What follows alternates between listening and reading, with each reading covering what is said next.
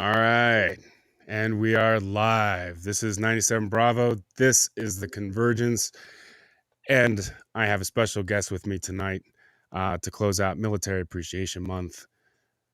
This is Jose. Everyone say hi to Jose. Jose, say hi to everyone. What's going on, man? How you doing tonight? Good. How's everyone doing? Just really happy to be here, man. Right on, right on. Well, like we were talking about a little bit backstage, basically, like I've done in the last few interviews, this is one of those that I'm doing to sort of highlight our military members, both active and veteran. And had a Navy guy on, had my buddy Chris last week from, he was in the Army. And then here you are now, a U.S. Marine. Yeah. Yes, indeed. Trying to break down all the different branches here. That's, So tell us a little bit about yourself. This is an ongoing sort of series that we're doing, and like I said, we got to know the Army guy and the Navy guy. Why don't you tell us a little bit about yourself yeah. and what you did in the Marines there? Sure, I'd be happy to. So just a quick introduction. My name's Jose Marin. I'm a visual effects artist, specializing in compositing for film and television. I've worked on several projects that I think are more recognizable recently. Marvelous is Maisel. I worked on the original Avengers as well, and a lot of things in between.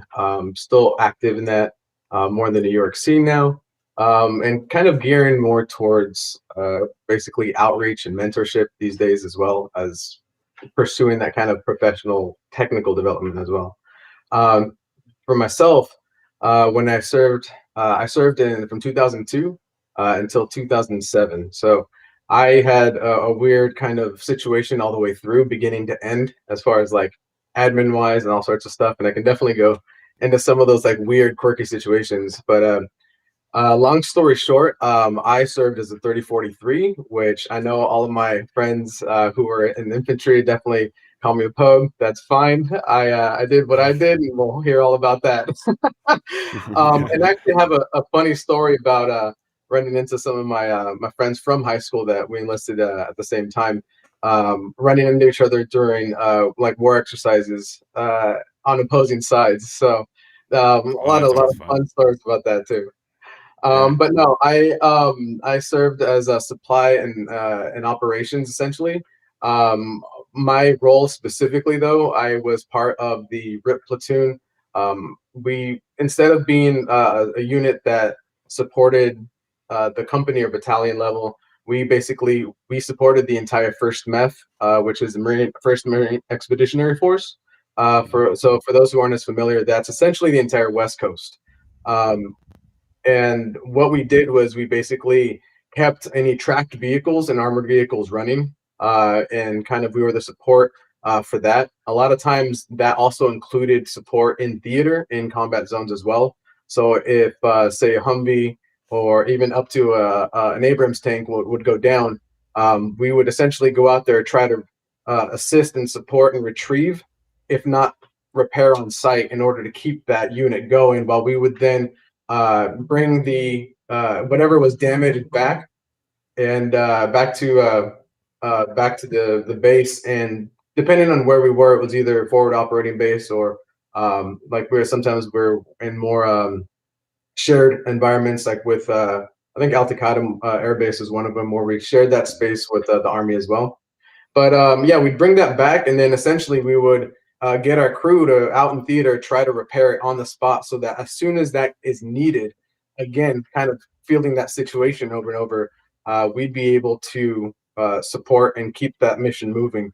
It's kind of like what our mission was. Most of what we did was also kind of doing a liaison with companies that were supporting defense contract companies like Raytheon, Oshkosh, and a couple others. And again, usually that was just nature of where the contracts were for our unit. But yeah, that's pretty much what I did the entire time that I was actually with my unit. And one of the things that I mentioned in my email is essentially when I went and enlisted, it was 2002. So by the time I went through boot camp and went through MOS school, it wasn't a matter of if we were going to be deploying; it was when.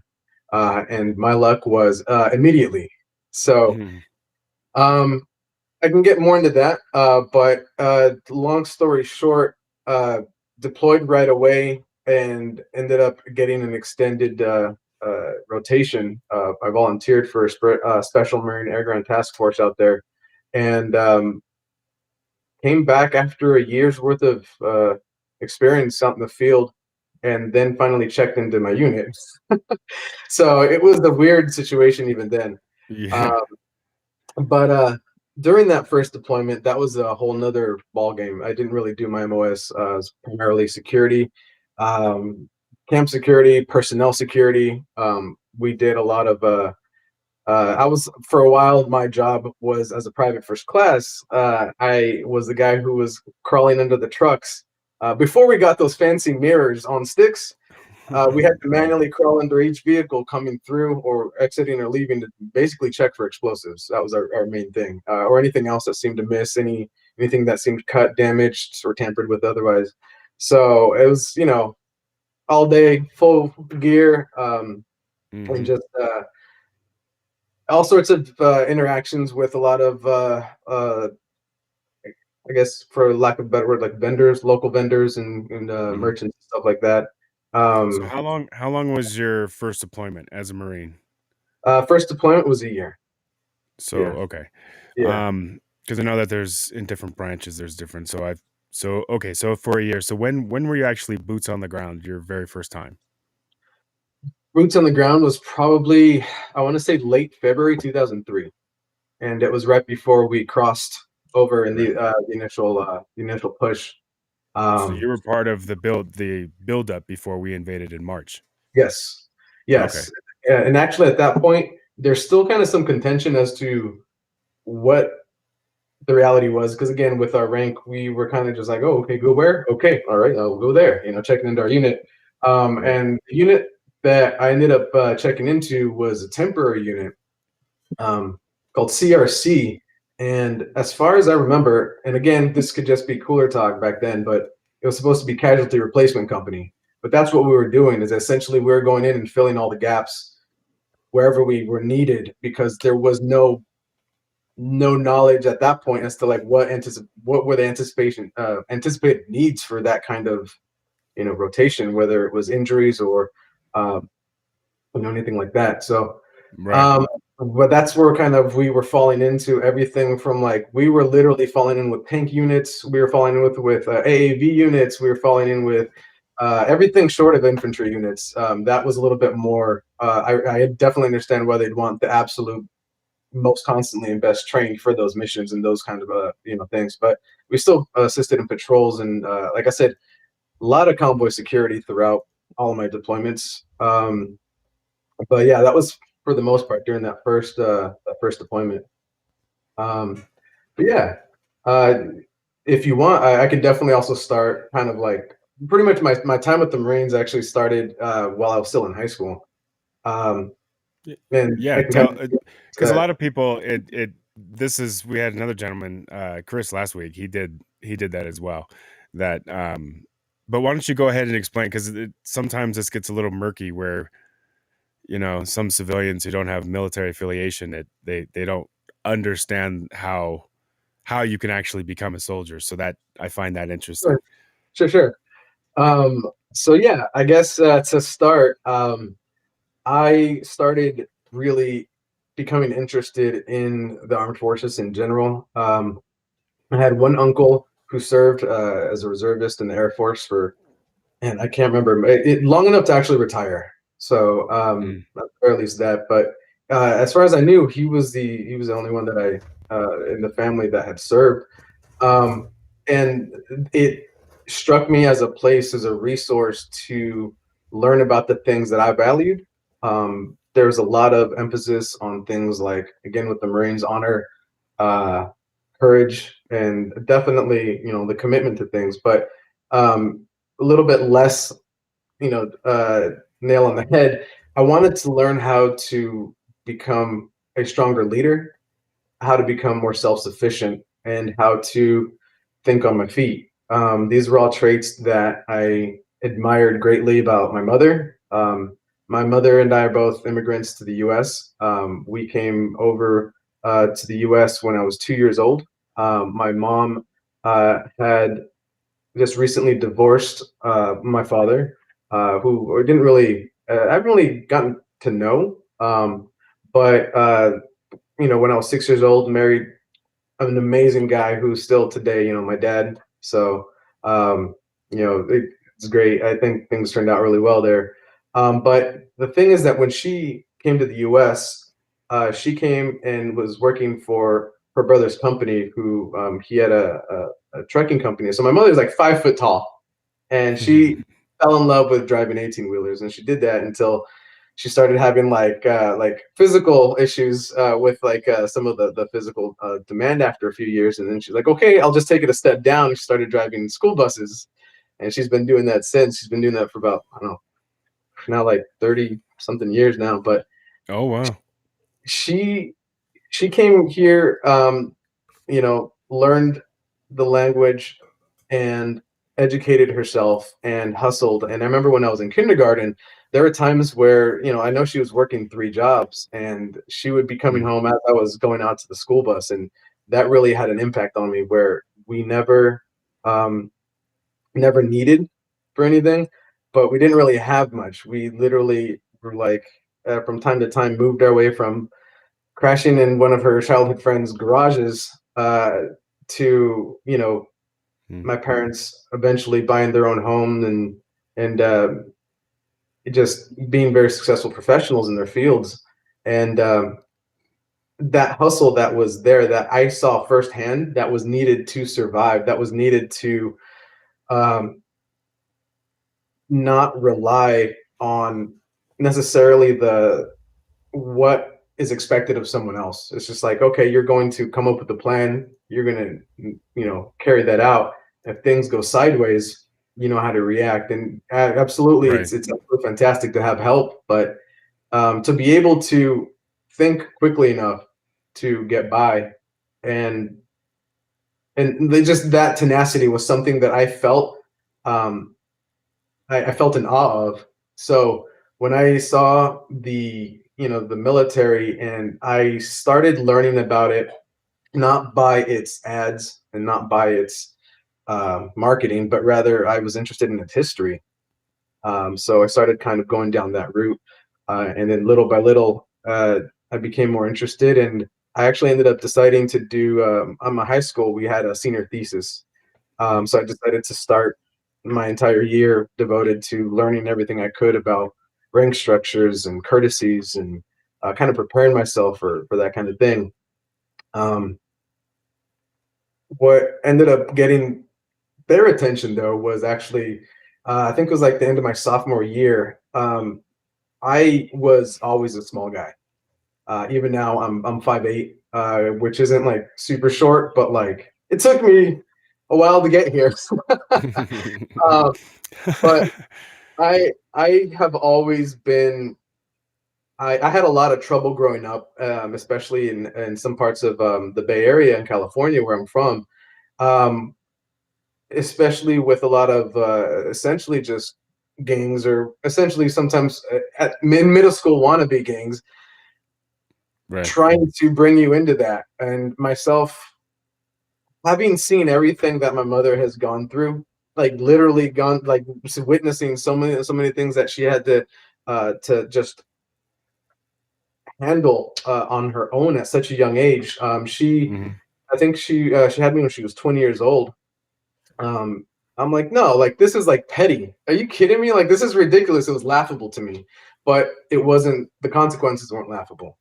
A lot of times when Right. you resist that kind of thing, you do get into fights, you do get jumped, or you do get into other altercations.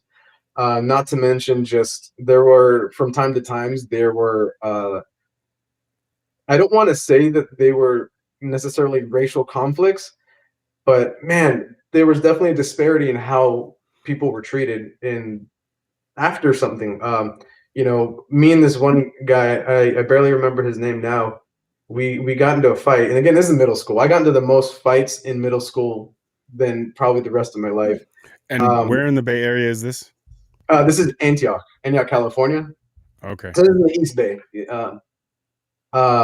And yeah, I just got into all these fights, and at one point, I remember he came up, tapped me on the shoulder. I turned around, popped me in the lip, and I grabbed him and like threw him into a locker, and then we got broken up, and then I can't even remember what the fight was about, and neither could he. And by the end of the class, or by the end of the school day, like after we had been, in detention and all sorts of other stuff, like we ran into each other at a pizza place, and we're just like, "Hey, man, like you good?" Like, "Yeah, I'm good." And then like we just went about our day, and at the same time, like I said, there was a very big disparity in like, regardless of the situation, timing of parents being called, if at all, and who got put where, and it was weird. It was a weird thing that, to the point where it had to be addressed, by several parents, and I was too young to really understand it at the time. I'm just like, oh, I got in trouble. I'm just sitting here. This sucks, and that was it. That was the extent of it.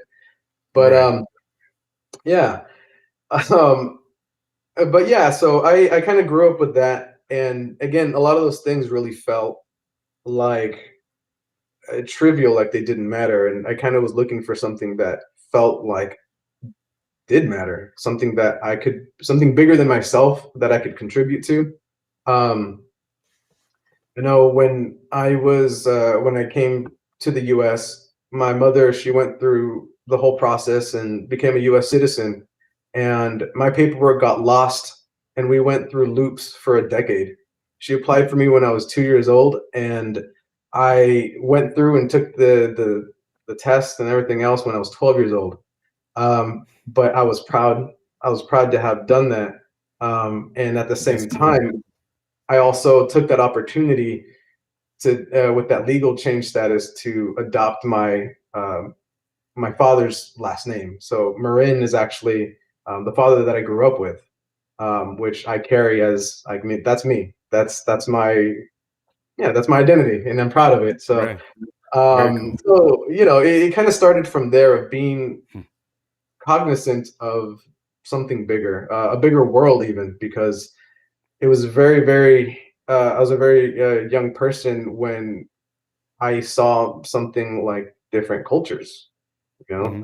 um, something as simple as seeing different environments, literally like weather patterns, different between regions. It shocks me to find that people may have not traveled outside of that in their life, Hmm. whatever they've been used to.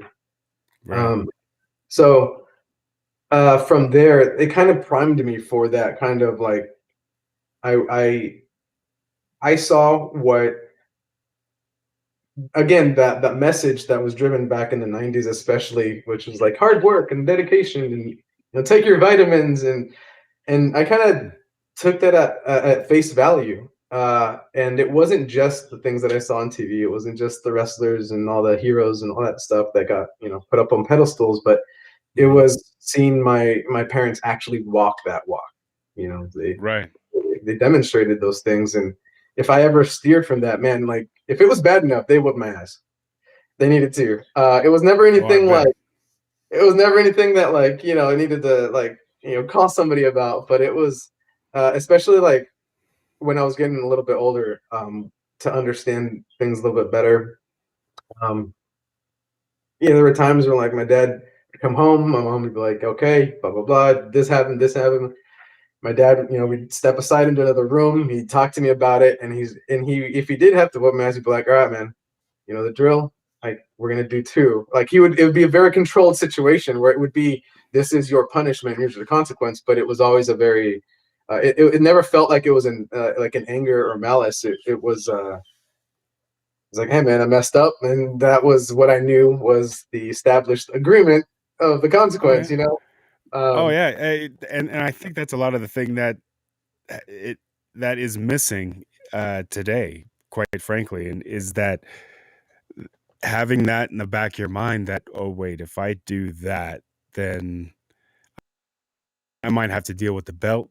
I might have to get any number of things that you knew to be the consequences of acting a fool, because we all did it. mhm, I mean, to an extent, it's almost anticipated, and that as you've gotten older, I'm sure that you realize your dad views it that way. Look, you screwed up, dude, and Yeah, I don't have very much emotion in this, but you're going to have to live the consequences. And that's something that, yeah, the and neighborhood kids, we didn't our daughters luckily never did anything to warrant anything like that, but it there were times where we had to get loud, and even yeah, that, when they're not used to it, their friends and stuff.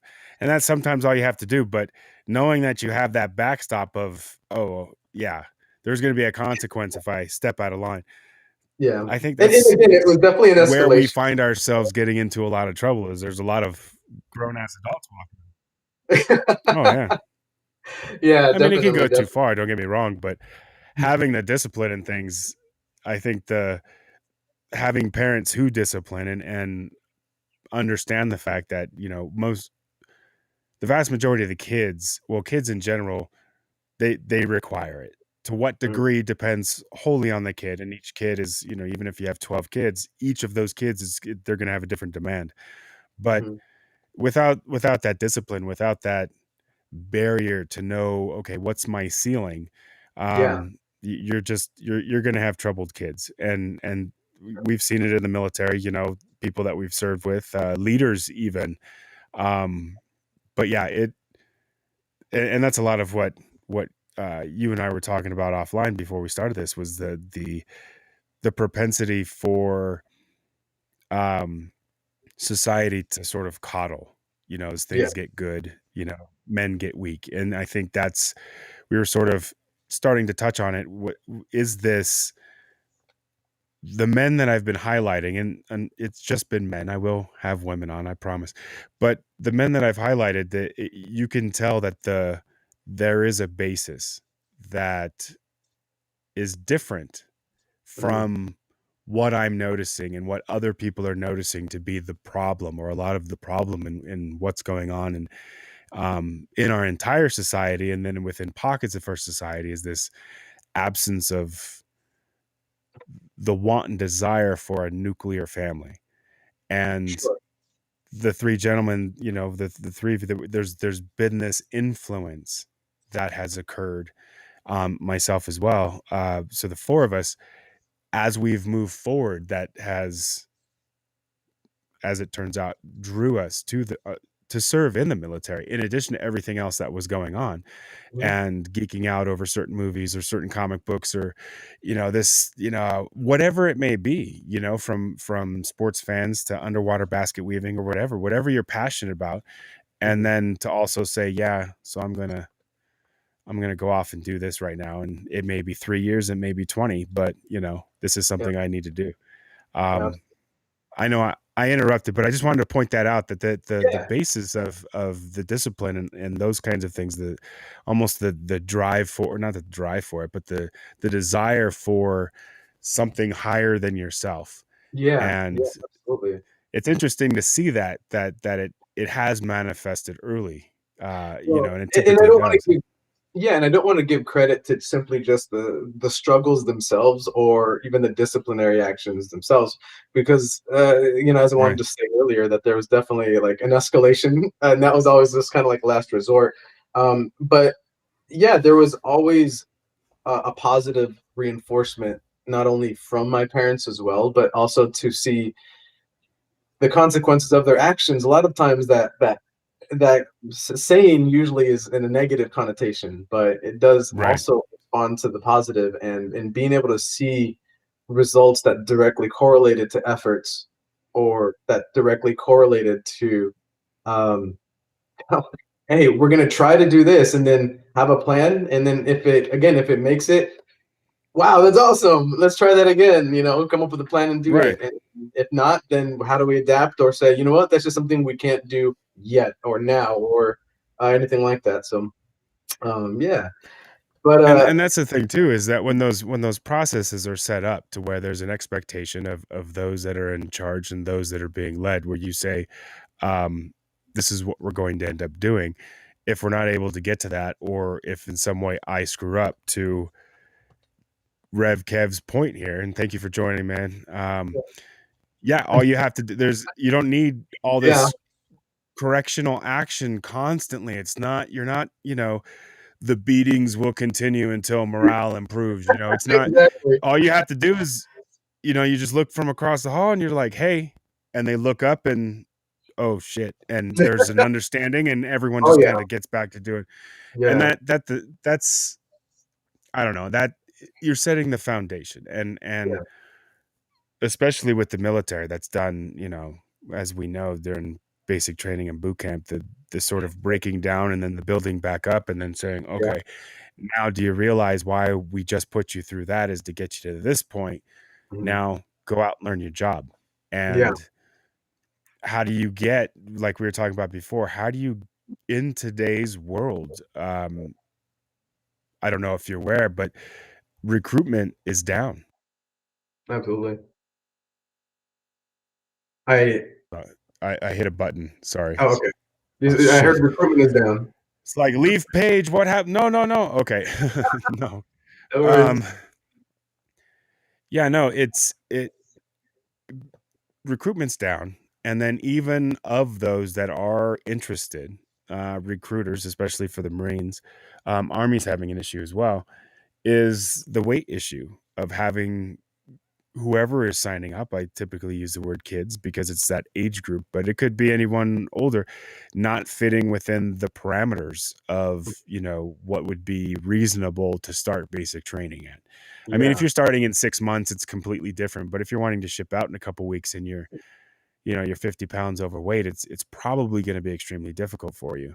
yeah. Um, but how do you see us moving forward with, so let's remind everybody, when did you get out of the military?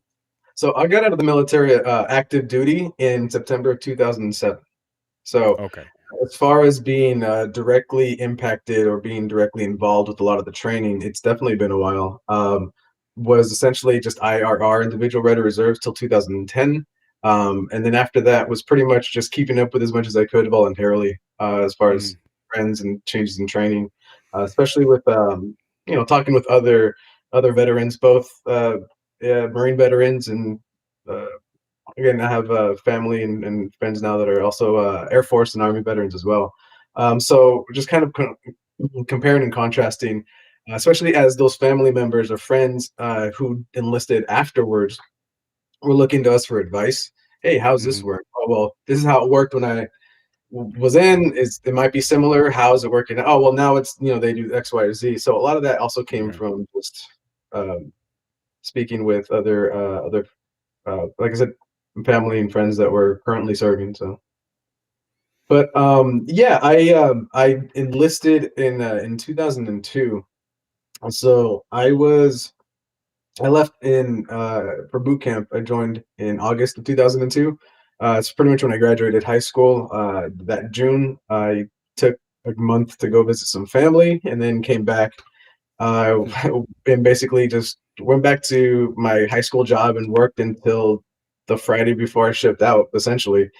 Um, Nice. and yeah, so kind of going back to that. Before that, again, going back to the senior project, I I guess even going back further, a lot of the conflicts and a lot of the things that were going on with me being a smaller guy and a lot of the physical altercations that I was involved with kind of pushed me to want to just better myself. So sophomore year, I took a weight training class in high school and Mhm. loved it. And I went in and I there was a lot of people who'd go in and it's the easy class. You go and you show up and then nobody cares and you leave.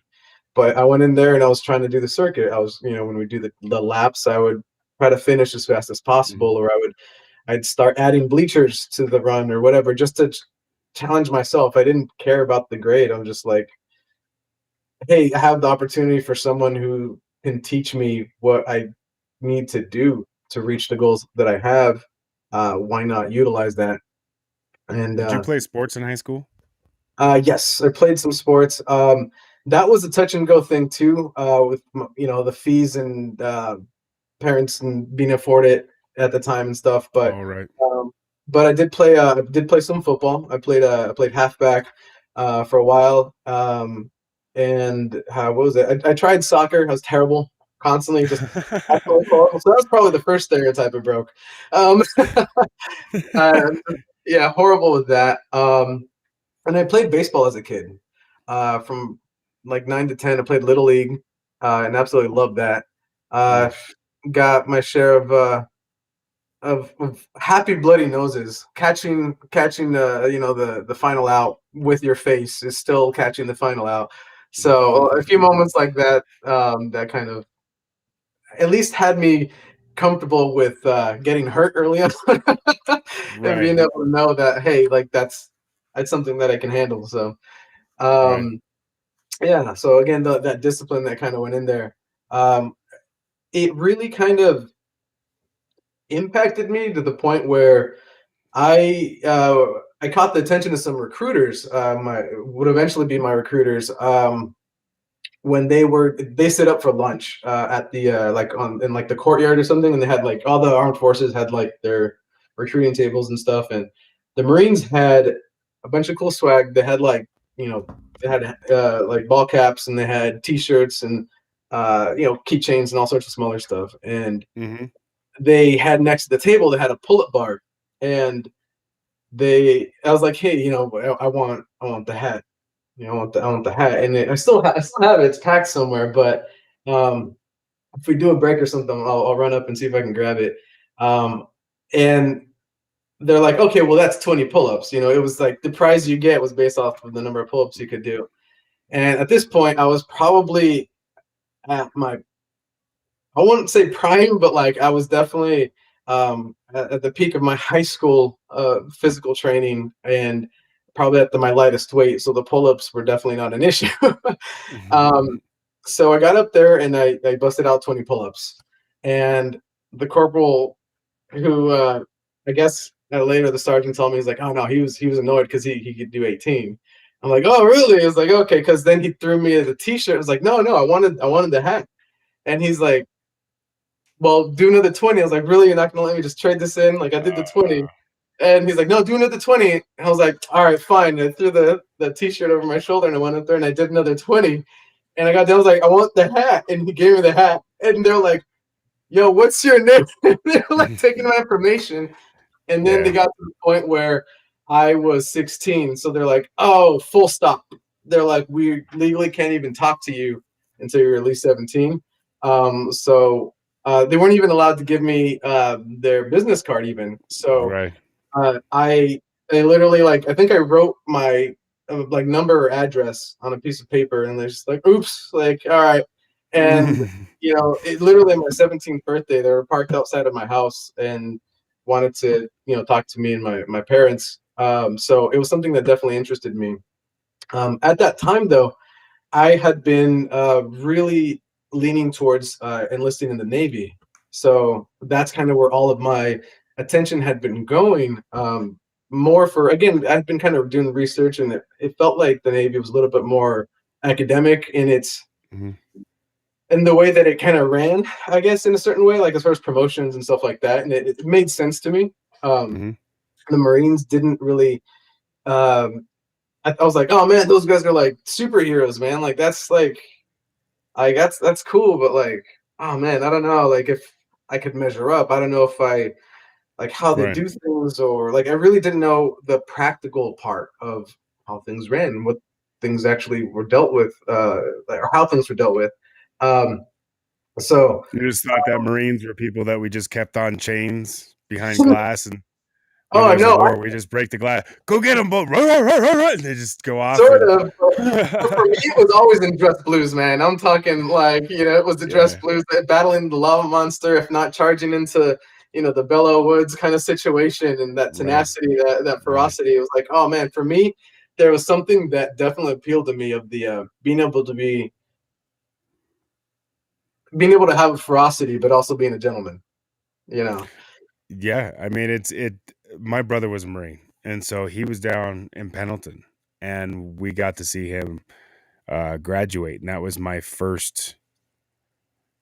I was in 8th grade, 7th grade, 8th grade, something like that, and that was my first up close and personal getting on a base. We're Right. handing the driver's license, "Oh, that guy's got a weapon," this whole, like, everything about it, and then the pomp and circumstance and the precision of us needing to be there a certain amount of time beforehand. And then when we got in the auditorium, all y'all jokers were already sitting there. We were like, well, damn, how long have they been sitting here? And, you know, and mom's trying to like walk up and no, man, we can't. And so everybody separated. It was fantastic. It was absolutely the first best impression I possibly could have had.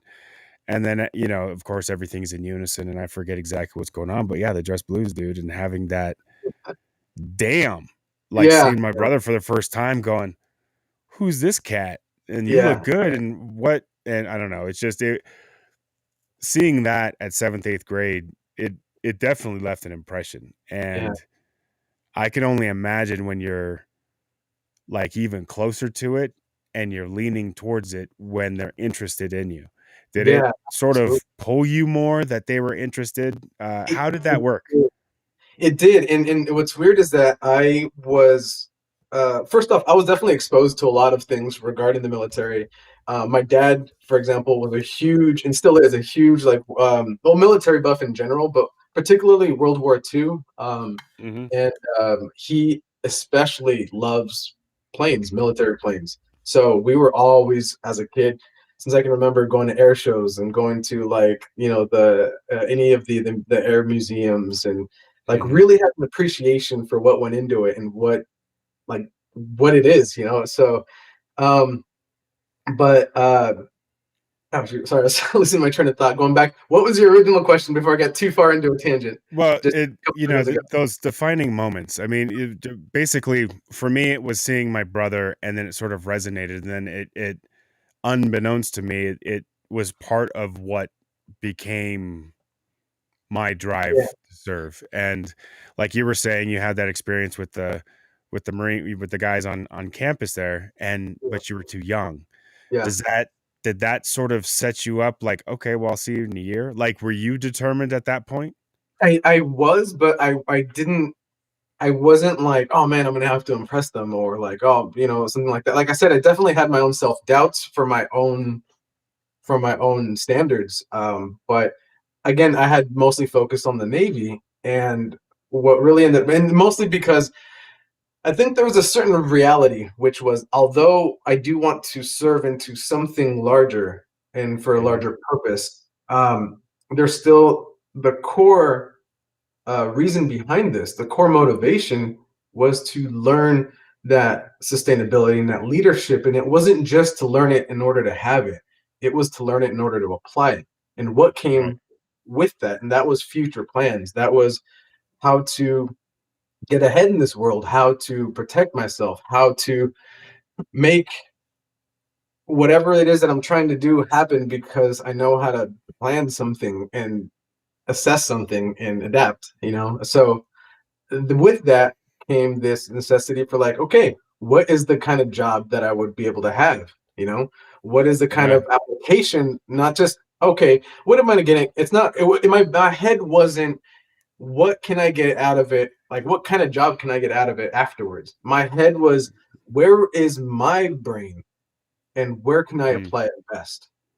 Where can I make the biggest contribution? So in that sense, during that time, looking through all the jobs and everything, I had gone with the Navy. And it's funny because I was watching a previous interview with Brad, and he went nuke, you know. Mhm. And it was funny because there was that talk. I was, you know, I did score really high on the ASVAB.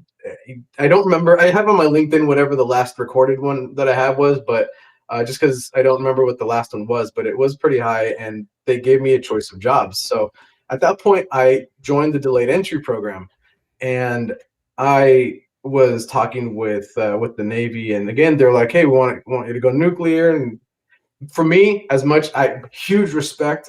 I know when it's something that I can do, and it's something that, when it's something that I feel like I would have a lot of trouble doing on the regular. And for me, that was going to be being in a submarine. And Right. so I was like, you know, there's Yeah. definitely, I can go nuke, but where would this be applied? And the recruiters like laying it on thick, like, no, we'll keep you like so far away from them, this and that. And my dad looked Right. over at me and he's like, hey, he's like, what? He's like, they want to, you don't want to be in a submarine. I was like, yes. He's like, and what are most of the submarines currently powered by? Aha. So again, he's like, you know, think about it, just think it through. And I Mhm. don't think that was necessarily a deterrent.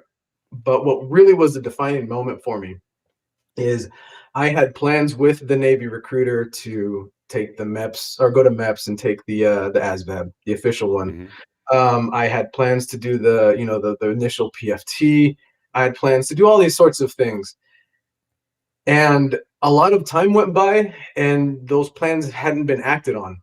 And the Marines came by, and I'm not even joking, in a matter of 72 hours, they had come to my house, laid out Mhm. everything, given us time to sleep on it, think it over, got me to MEPS, got the ASVAB taken care of, got my physical scheduled and taken care of. Like, it Mhm. was just like this huge impress. I was like, if this is the way things run, I was like, you have my attention. Like, this is Yeah. amazing. Yeah. So good on the recruiters, not for having, rose gardeny words, man. Like, they Right. didn't.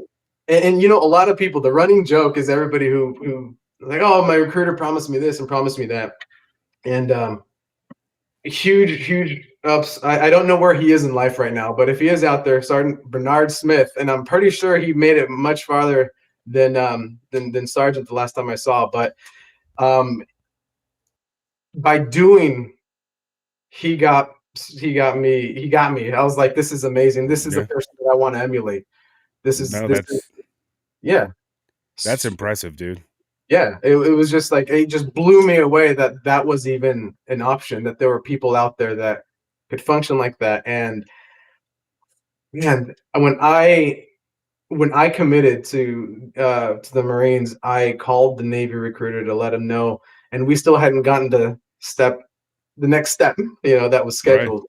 And he was really upset, and he was just like, oh, you're not gonna get this great job, and a lot of these repercussions, and he's just like, oh, what, you want to go be a grunt and this and that. And at the time I was like, I didn't really know what that meant, but now looking back, I'm like, man, you shouldn't have been like, there shouldn't have been any disrespect in that. You should have been telling me why I should go with you, Right.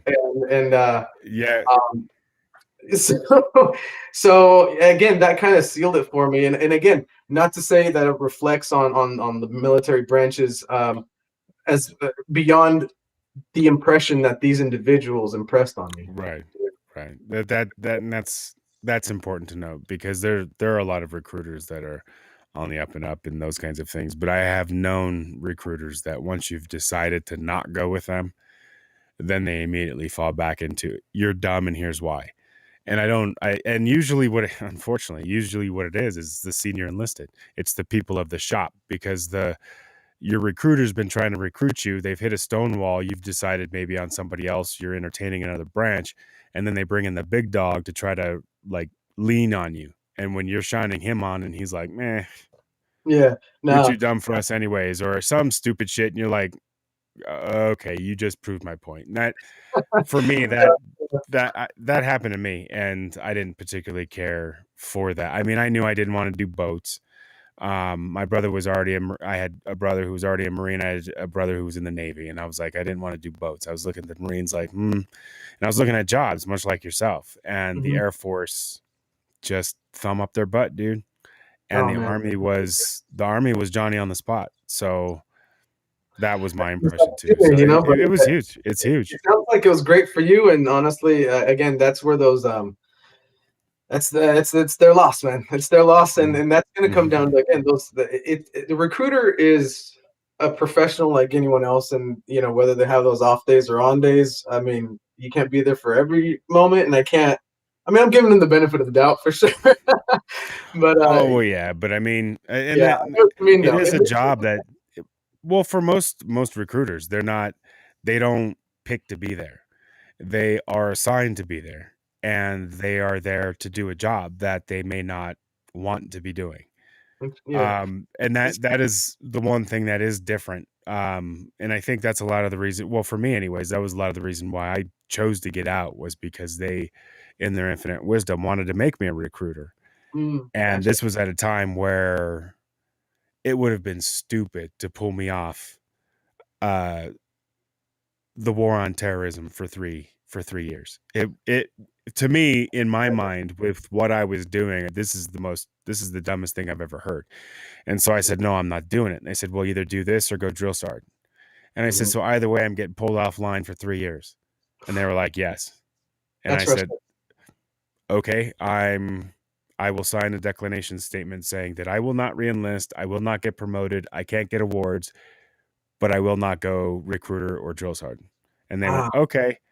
3 months later, guess where you're going for a year? oh The my Big goodness. Sand. So yeah, Oh it, man, that's it's all personal. But unfortunate. but that's the thing though, is that it shapes like my perception of recruiting. I was like, it wasn't that I thought poorly of recruiting. It was just that I knew I didn't want to be doing recruiting. I wanted to be doing what I was doing. Yeah, And absolutely. recruiting would have and then all of a sudden I would have been promoted probably twice. It would have taken me away from, because of, or we'll get back to you in just a second. I'm sorry. Yeah, But I please. wanted to go warrant officer. And so Yeah. there was a track. And I was like, well, holy crap, that's going to throw me 3 years behind my track. And it just was really Yeah. crappy for me. And then of course you don't get to pick where you're going. And Mhm. now all of a sudden, what, I'm going to be a recruiter in Alabama or someplace else that is foreign to me, and I'm learning that and this. No. Yeah. And so I ended up, yeah, it was time to go. And they said, okay, so for your last year in the military, we're going to send you overseas, and which is fine. I'd been there several times on smaller little things, but yeah, it's it is interesting, and I love to hear how people's, because it's always one way going in, and then there's Yeah. that out of left field sort of, oh, well, that's the military for you Yeah. kind of thing that happens. And then now all of a sudden you're like, well, actually, I'm better off for it, because if it wasn't for this, I wouldn't have been here. And then Yeah. of course you get to the people, because the Yeah. people always make the duty station. It's not the location. It never is. It's all, well, it depends. It depends. I mean, you could be in Italy, I guess, Yeah, but but I yeah, mean, definitely people have a huge or impact. Spain, or Absolutely. right. Yeah. Something like that. But ultimately it is the people Yeah, that absolutely. you enjoy the most, that make the duty station, because that's one of the things too of being in some of these really crap assignments or on these really crap training events, and you're just like, oh my god, the Yeah. middle of the desert in August, and you're just, and then some dude in your unit does something, and it's like that day's okay all of a sudden, and you Yeah. just, Yeah. you can't get enough clothes off you because you're just so hot and miserable. And then when you think back, like, well, how was it? All of that crap is sort of forgotten or muddied, and then you just remember, oh, there's this one time that one kid did this thing. And it's those moments, and it's weird. It's weird that the transitional portions of what the military means to different people at different times of their lives, and then what, of Yeah. course, the deployments do, and then what brought us there, and then what causes us to stay, because sometimes those Absolutely. are different after a certain, so what was your first enlistment for? How long? So I was actually my first signed enlistment was for 4 years. Okay. And then I ended up going through the fun process being called what's called stop lost, which is, hey, your contract has come to an end, but we're not letting you go. Right, which was something that was huge at that Mhm. particular moment in time, There's a because lot of stuff like that. So right, my and if you remember, and this is just real quick for, we have 6 people listening, bless your hearts, thank you very much for showing up. I'm very popular tonight. It must be because it's the weekend. Maybe that's it. But or you're here. That's what it is. They're here. They're here because you're here. We okay. got a Marine in the house, and so everybody's showing up in their Sunday best. But no, I totally forgot what I was saying. I was totally gonna. I don't know. Fine. But no, I was Just coming from. just just just to catch people up. I apologize to Jose. Okay, I hadn't been feeling well over the course of last week. Those that follow me, you'll notice that I put out a tweet, the I feel horrible tweet. Well, it sort of came back in a fairly fast and furious one day last week, and it kind of hit me real hard, and I'm still recovering from that. And my mind's not all here. And yes, I'm hopped up on a little bit of Sudafed and some stuff. So if my No worries. mind goes astray, then that's why. But before we get back to you, I just wanted to Oh boy, Yoshi showed up. Wanted Hey, to give some love. Yoshi. That's my And guy, so I man. just want you're in the middle of something. I didn't want to interrupt, but yeah, he just showed up, wanted to say hi. So but yeah, so what during your first so you have your first enlistment and then you have the wonderful aspect of stop loss. Now, for those that don't remember or don't know, at this particular moment in time, though, it was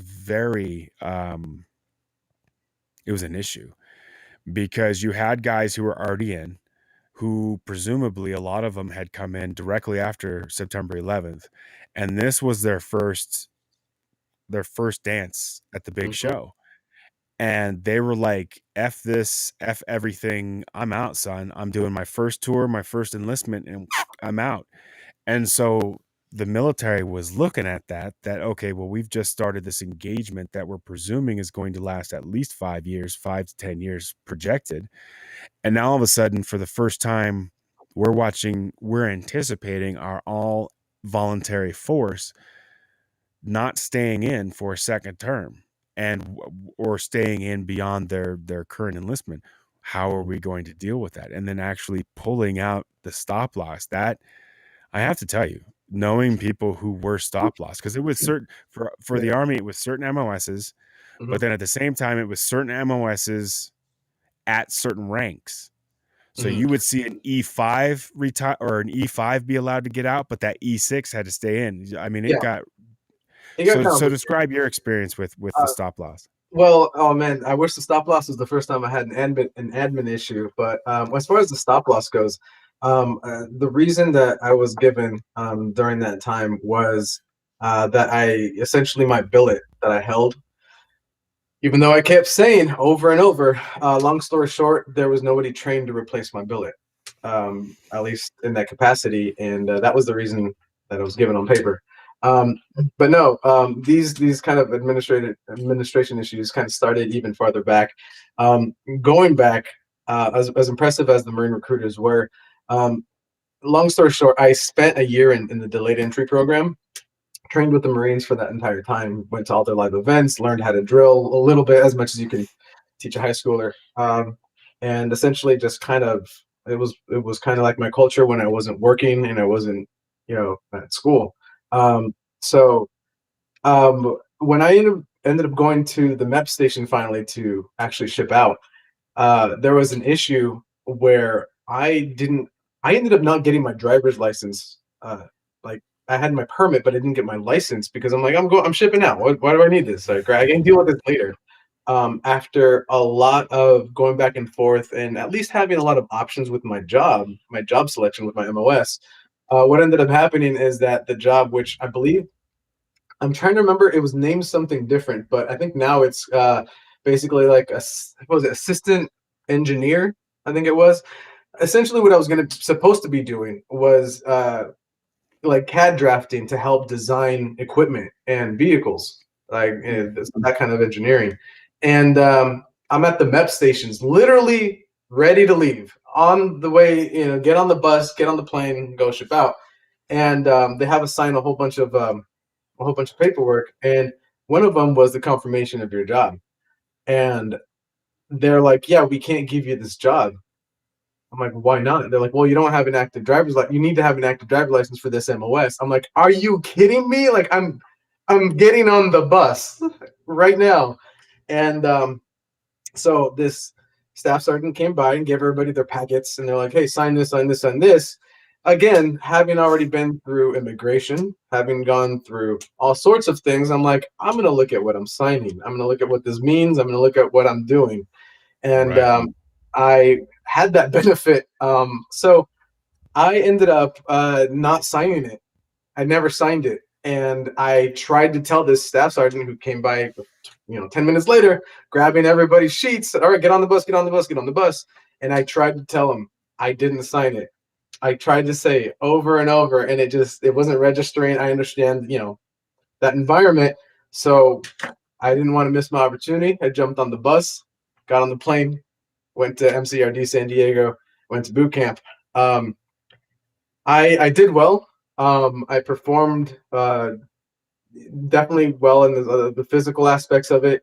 A lot of the Mhm. mental aspects felt like, for me, they felt like a breeze. Again, a double-edged sword, man. It was the benefit of having been through a lot of trials and tribulations in my life. The running joke was that I've been in so many like arguments and gotten, I've been yelled at by my parents so much that the DIs were like not intimidating in that aspect at all. Because it's like, oh yeah. And there was also a certain aspect of it that kind of helped me, which was that I always grew up either testing my limits, seeing how high I can get up a tree before I fell, Mhm. or Mhm. hey, how far can I fall before it really hurts? And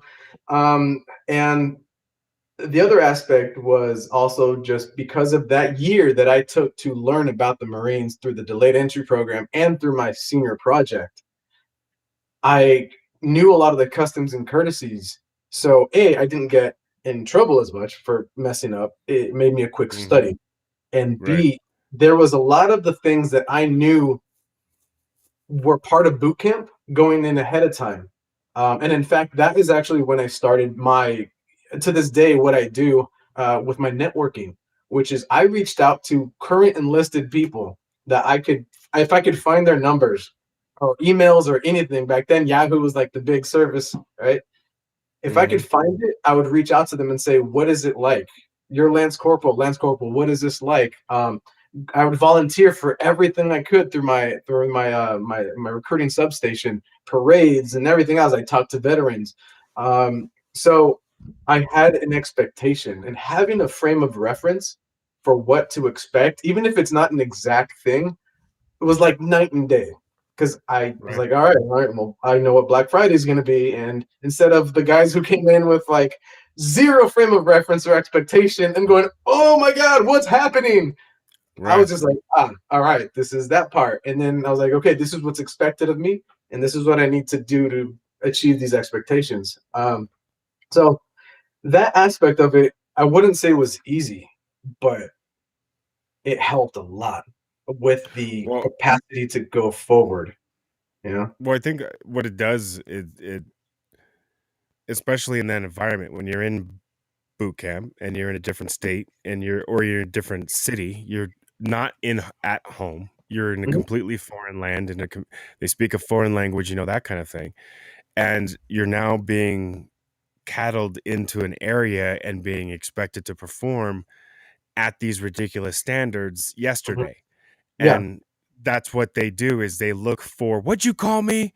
Yeah. And that those kind that silly stupid shit because what they're trying to do is get you rattled Mhm. and they're trying to watch how you respond. And so Yeah. when, you're like whatever it is and then they jump in your shit and the vast majority of the people have never had their shit jumped into. And Yeah. so when you're expecting it and you're like, I just fucked up. And the dude's standing here and he's yelling at you and you're looking at him like, I know. Instead of, you're staring back at him indignant. Some of these Yeah. 18-year-olds did. I was 23 when I went in. So if I messed up, I was like, okay, that's on me. Yeah. And so he'd be yelling at me and I could just tell like by the second time he was like, I don't need to be doing this. But there were kids who had never had that their souls need to be broken. I mean, they were like Johnny from the block, just Oh, yeah. I'm here because I'm a foot away from jail and that kind of thing, whatever. And they turned out to do very well. Yeah. But there was that turning point where the for us drill sergeants had to lean on them and break them down just a little bit further than like me, for Yeah. example, or someone else and, whatever it may be. Just that little bit. There was a couple that ended up getting kicked out because they just simply couldn't Oh, yeah. conform or they Yeah. weren't, they were just too much of a problem. But beyond that, no, it's interesting. Now with the Marines, because having my brother being a Marine and of course he has friends and we've talked and those sorts of things. But so being from the Bay Area and now you're down south, what advantages did you have with how you not only prepared for the Marines, but how you, because you were so driven, did you Yeah. notice, or I mean, let's not put too fine a point on it. No one that I even know of, except for maybe my nephew, had a goal with the military and drove to it. Sometimes, a lot of times, it's a second, third choice. Maybe it's fifth or sixth choice because it's just in the family or something. Mhm. Uh, it's rare that people are just like, no, that's what I want to do, and that's and I will get there. I'm determined to do these things. Yeah. My nephew's on a plan to become. He wants to go special forces. That's what he wants to do. And COVID and the whole setup, and much to your point, little administrative bullshit, but COVID and everything on the other side of that, it turned out not to be a very good time to be doing any of that. Yeah. So he's able to refocus, get out, get some real world experience, but at the same time, he's able to allow his body to mature, because I think Mhm. maybe a 20-year-old, maybe that 20-year-old, 22-year-old. But anyways, my point is maybe he was too young, and that if he was older, like someone like us, when we do those sorts of, if we choose to go special operations, it's typically as an E4, as an E5, and we've been in for 3 to 5, 6 years, and you're kind of transitioning, and you have the bulk and your memory, your muscle memory, and Yeah. you can do these things, and you're out there, and you're just, we got to do what now? Okay, fine. And Yeah. there's not really a thought. You're kind of cattled into that direction, and so just going in those tearing up a little bit. It's not that, especially when you have that mindset, it's not that much different. Whereas someone like myself is like, you want me to do what now? Because Yeah. It helps to have I a goal for sure. right, exactly. Because your job defines you. And so when you get, when you in, well, it doesn't define you in that sense, but when you know what your mission is Mhm. and you're able to do it well, Mhm. it, there is not only a satisfaction obviously that comes from it, but there's a pride. There's that's money in the bank. That's something you're banking on. You don't realize it at the time, but you're actually putting Yeah. it in the bank. That's healthy mental health stuff for down the road. Yeah. Because People don't realize it's cumulative.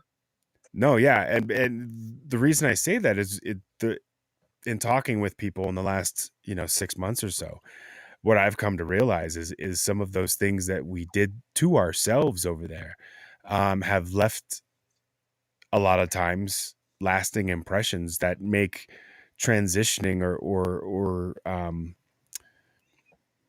retransitioning back into society just a little bit more difficult than it needs to be. We're much more harder on ourselves than we need to be, but it's in that instant, and a lot of it is, okay, I could have done that better, but because you can't go home and unplug and watch Friends and turn on a television show and kind of decompress and have a beer and throw a steak on your belly, and then wake up the next morning and go, you know what, Sarge, you were right, and I was a dick, and no, you're over Yeah. there and you have nothing but time to think about that stuff, and Sure. sometimes it leaves lasting damage that can't necessarily be felt until years later. And so it's important to have those outlets and those being able to, as you stay driven, saying, no, I'm going to ensure that me and myself is taken care of so that I can be the best I can be for what I need to be doing. And Yeah. that is a mindset that is unfortunately exceedingly rare. And And so you I know, think it should be pointed out and applauded, quite frankly. mm, appreciate that. And it's one of those things that, as you say, not only exceedingly rare, but I mean, for me personally, it took me far too long that I'm comfortable with for myself until I was way too old than I was comfortable with to realize that and to learn that. Because for the longest time, my mentality was just gung ho, go as hard as I can for as long as I can, and my body will give up before I do. And that Right. was that. It wasn't sustainable. It wasn't at a certain No. point productive, and it took me a long time to learn that and to realize that. Um, I'll sleep when I'm dead. yeah, Did you ever say that? yeah. Yeah. Oh yeah, yeah.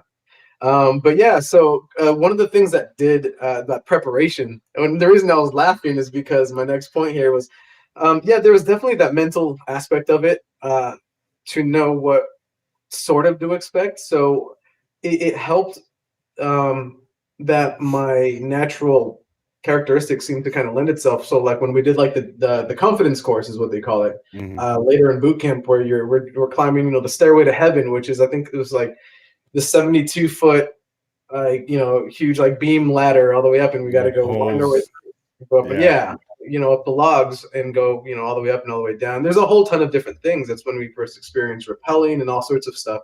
And I lived for that. So that was my favorite week, me personally, because it was just like, wait, after a whole life of me wanting to climb higher and higher in a tree and having everybody around me like, get down, you're going to hurt yourself. You're like, wait, you want me to go higher? Like, and again, there was that young mentality of I could get hurt, but there was this weird mentality of I could only get hurt so much. I got hit by a car when I was 6 and got launched 20 feet, literally like feet, my shoes flew off my feet. I walked out of the hospital that night, don't know how. So there was a lot of incidences where I'm just like, if I get hurt, I get hurt. And I'm like, in the running joke, even in boot camp, was like, it's okay, we got free health insurance. Like, that's true. That's true. One of the things that really did help me in a very direct way, and again, remember, I didn't sign that piece of paper. Now that's coming back because I turned 18 in boot camp. I was already at shipped off. I left in August of 2002 is when I left for boot camp. My 18th birthday was in October, so that obviously got some attention, and I got some grief for that. Some fun times, and at that point, I realized that, oh shit, there's a lot more. At least legally, there's a lot more at stake now, and because I had done my senior project, I performed my first request mast. And I don't know if you know what that is. I'm not sure if it's a Armed Forces wide thing or if it's a Marine Corps specific thing at this point. But a request mast is essentially a formal request to escalate a situation up the chain. It is the formal way to say, hey, I know that you're my immediate superior, but this needs to go beyond that. And the issue that I was bringing up was that I didn't have a signed contract. And first off, when a recruit, let alone, I mean, I'm not even a private at this point, I guess technically on paper, but have the rank of a recruit, knocks on the senior drill instructor's hatch, and requests, have a request mass. And they're like, how the hell do you know what a request mass is? And I had to explain, my research and how I did this for senior year. And again, they respected it, and they took it up the chain to the point where I was standing in front of the master gunnery sergeant, who was an E8 in the enlisted rank structure here. And he's like, you know what? Legally, you can walk off this base right now. I have zero reason to keep you here. He's like, or you can go and open contract and you can finish your training here. And he was looking at my numbers, and he's just like, you've been performing extremely well. Like, there's literally like, I was doing what I needed to do. And I was proud of where I was. And I said, no, with all due respect, I would like to continue my training. I'm sure at that point I was saying this recruit would like to continue his training because, again, there's a certain kind of muscle memory that gets kind of trained in boot camp. But so yeah, I wanted to continue my training. So I went and opened contract, and they're like, all right, here's your choices right now. They're like, you're gonna either go in infantry or you're going to supply, or we're not sure what else is available right now. And I literally said, surprise me. And at the end of boot camp, I found out I was going to supply. I was going to North Carolina, to Camp Lejeune, or sorry, not North Carolina, to Camp Lejeune, North Carolina, to MO school for, supplying operations. So I was like, ironically, I had told my recruiter, get me into the job with the least amount of paperwork. I hate paperwork. And even better though, even though supply, I really didn't do as much paperwork as I expected. We definitely had a lot more time in field and a lot more time doing the things that I expected to be doing in the Marines to a certain extent. So request mass right away, right out the gate. Like, they're just like, what the hell is going on here? I finish at one point, I go through all the leadership positions at one point when one goes through boot camp. I get out I go to my unit again. I go into check in to Camp Pendleton and go to this unit CRC, and we kind of are on standby for a few weeks, not really sure what's going on. Every day is literally just waiting on word, and finally we're like, well, we're shipping out. We're flying out, and this is before the initial push was happening. The official declaration happened as we were in the air over Germany. So Mm. there was still a lot of geopolitical things that were literally up in the air as we were. And hearing that patched in over the intercom on what is still a commercial plane, Right. man, that was the come to Jesus moment. Like, all right, this is what I signed up for. This is the top of the roller coaster, and we're going on this ride. That's where the fun begins. Obviously didn't know what to expect, but it's a combination of some of the best and worst moments of my life, and I wouldn't change any of it for anything.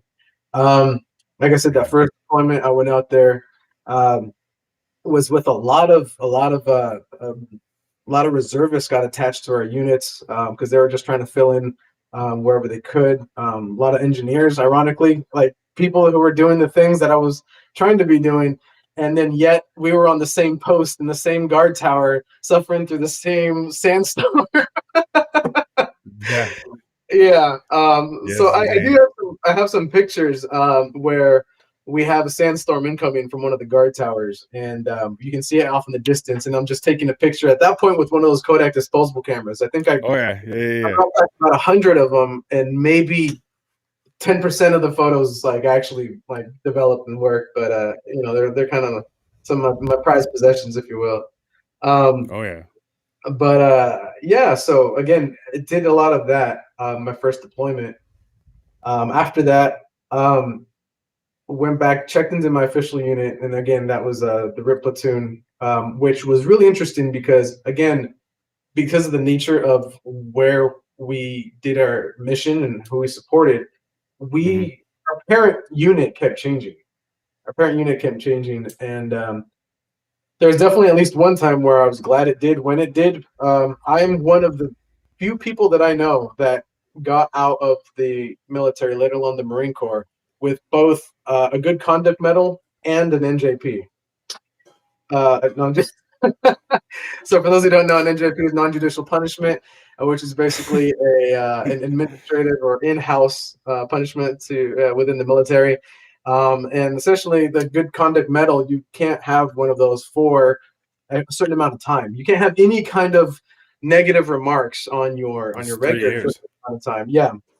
Well, because Right. of my wonderful stop loss, and when I got my NJP, I was able to serve long enough to still be awarded.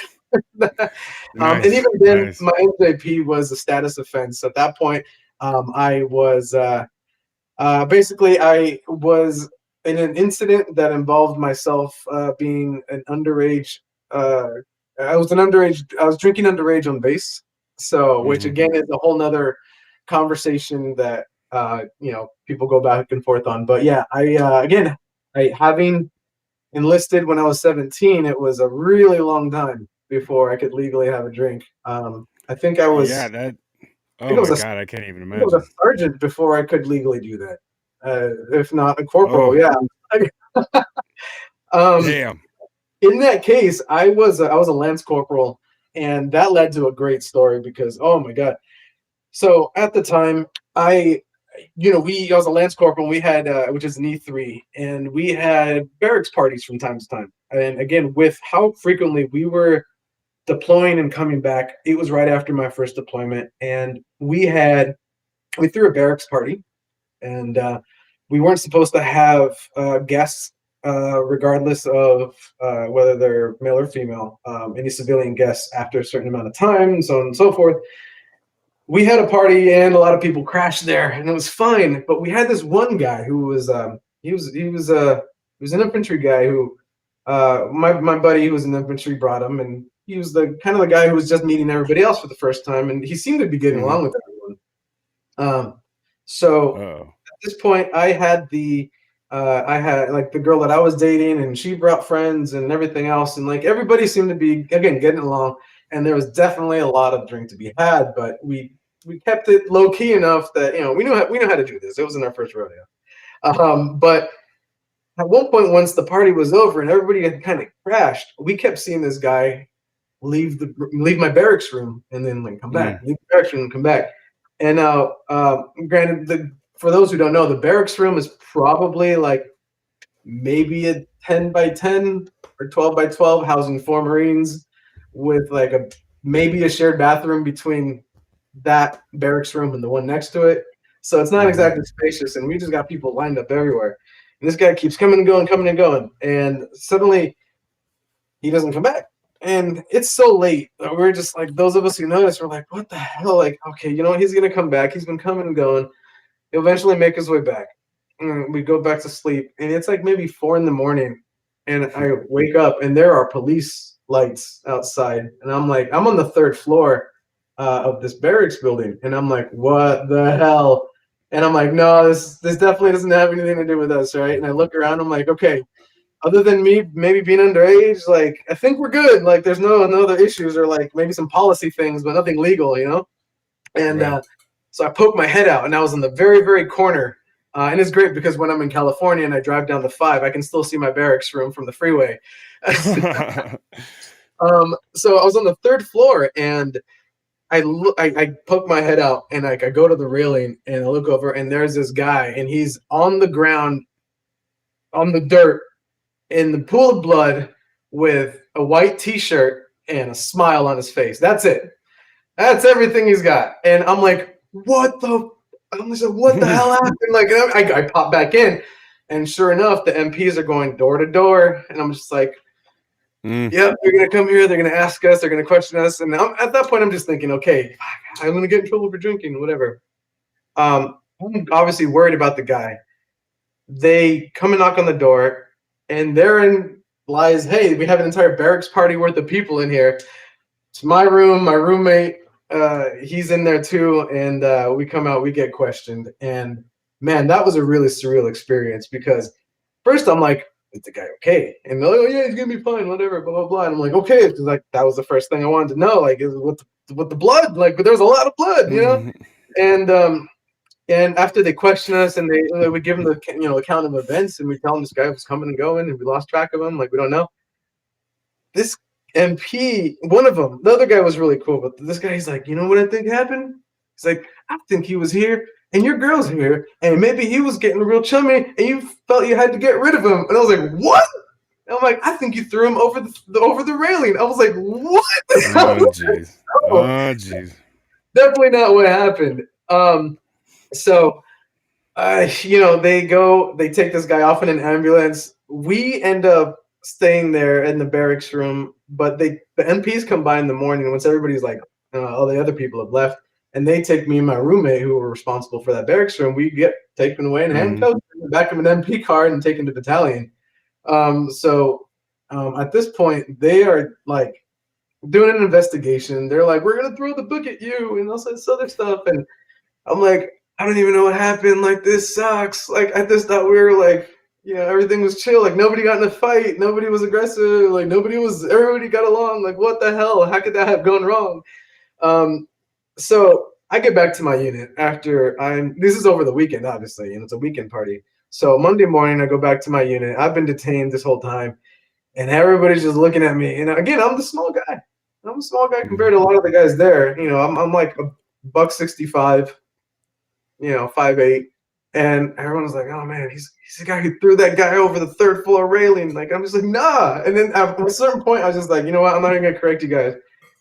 And there was a lot of, obviously my higher ups were really pissed off, and my master gunner, oh my goodness, my master gunnery sergeant, who I deployed with, he's the one who like selected me for his unit for the special. I was out in the special MAGTF with them for my first deployment. And he just kind of looks at me. He walks by, and he was just this huge, massive tree trunk of a man, like huge dude. Like he was just constantly, like, he loved weightlifting. It was his thing. But he, like, easily, like, close to, I want to say 280, and outran every single person, captain or otherwise, in our unit. and just like Damn. longevity. We'd go do these 9-mile runs, and you'd be we'd be dying, and he'd still have a full tank, not even like breaking a sweat. This guy was Just a machine. amazing. Yeah. But he was also really a great mentor too. So when he walked by and he just looked at me, he didn't say anything. He just looked at me and shook his head, and I was like that crushed me, man. But I knew I had messed up too. Like that was on me. Right. That was Master Gunner starting to ask you. Now I think he retired. Master Gunner. He was a Master Sergeant then. He retired as a Master Gunner Sergeant. But yeah, this crushed me. And then a few days later, the investigators came by, and they're like, "Hey, we just came by to make sure that you knew that Lance Corporal Marin here was cleared of all wrongdoing." It turns out that the guy basically ran down. For anybody who's been in the barracks, they kind of go in a corkscrew pattern, like down each flight. And he was just going and running and running. When he got to the bottom, he just kept running, went right into the wall. Cut his forehead open, and if anybody knows, like foreheads, especially, they bleed a lot. So I was like, "Are you kidding me?" They're like, "Yeah, he had like 3 stitches. You're fine." I'm like, "Are you kidding me?" So of course the investigators came in. They told my leadership in private, but holy hell was it not private when I was being taken away in handcuffs, and they were letting everybody know what the theory was and all of that stuff. And I'm just like. So later, I did my best to just be tactful about it, and all my leadership was like, "All right, well, I guess you're not in trouble, but what do you want?" And I was like, "With all due respect, I just want to go about my day. If that's all right." And that's what we did. We just went about it that way. But yeah, I ended up still getting that good cookie at the end, that good conduct medal. Good conduct medal. Yeah. Very nice. Yeah, that led to some other weird situations where the following year I was actually up for promotion to corporal, to E4. And again, another nice little admin issue. I had been non-ranked for 4 months during my initial NJP, which essentially means, again, you can't receive rewards, you can't be promoted for a specific amount of time. And somebody went in and accidentally, instead of putting in 4 months, they put me in as non-ranked for 4 years. And I'm like, what the hell? So I had, again, watching cutting scores, at that point, I was surrounded by a great group of friends who, like, we really pushed each other. So we were all like trying to get corporal. We're trying to, and that was actually where you're talking about like your goal. That was one of my original goals, was to become a non-commissioned officer, which the first rank you can be at in the Marines is a corporal. So I was like, what the hell, and it was great because at this point I was actually out in Iraq. And I remember bringing this up to, at that point I brought it up to my command, and they had me go through HQ, and it was a weird, bizarre moment because the very people who NJP'd me, the very people who presided over all the administrative functions and the like ass chewings and all this other stuff during that event were now the ones who were like, no, that's incorrect. And they were like advocating for me, like, no, like this Marine is been performing. This Marine has, done everything above and beyond what's been required to achieve this rank. And you know what? Let me see if I have it here.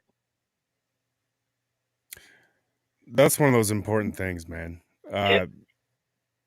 Having, when you have a unit, when you have the platoon, when you have your leadership that have your back.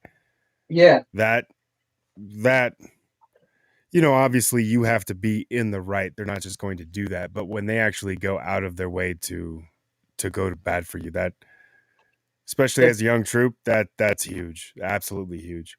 Check this out. Like I said, I'm still setting some stuff up here, but yeah, my CO and my master sergeant, they took a piece of, this was the back of a piece of cardboard from one of the water packages, and they got it fixed. It was going to take like months to get it fixed in the system, and they're like, we don't care. They hand wrote the promotion warrant. They signed it. They pinned me, and they're like, when admin catches up, But they got me taken care of, and they went to bat for me out there. So it was one of those things where I was like, yeah, I had messed up. I had Mhm. accepted that I'd messed up, and I worked my ass off to try to come back from that, which I was able to do. That's awesome. Yeah. So yeah, it was just yeah, that was just another one of those fun admin moments. And Wow. the last one, which was absolutely the craziest one, is again because I had gotten stop lost. I was at this point on my fifth rotation. I had done the first two rotations, come back, deployed again with my new unit, come back, and was now going out for fifth run. And at this point, I was in a different position. I had served as a platoon sergeant, and Mhm. I was also in this case when I deployed my last deployment. I was basically in charge of an 8-man team, and what we were doing was basically managing, maintaining, and tracking all of the communication equipment for the Marines between three cities.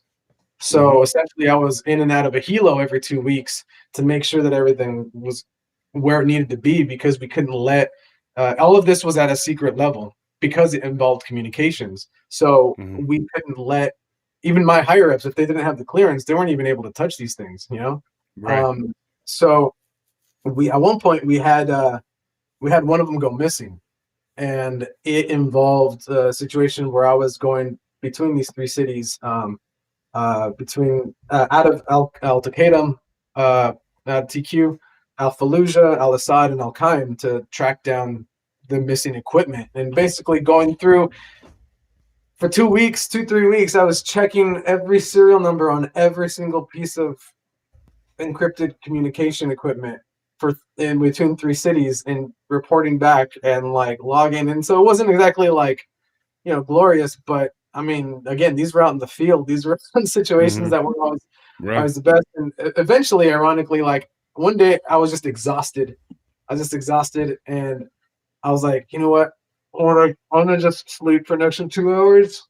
And my corporal ends up getting a hold of me, bam, bam, bam, like getting knocking on the door where I was staying because we're in an old railway station out in Al Qaim, and and he's like, "Hey, we found the radio." I was like, "What the?" After everything, it was like we ended up coming across the unit that had it, and it was one of the recon units, and it was literally just a matter of like they they took it when they needed it, and I Mhm. don't blame them at all. But obviously, like that was a huge concern because at that point there was a lot of things Oh within yeah. my job and our job that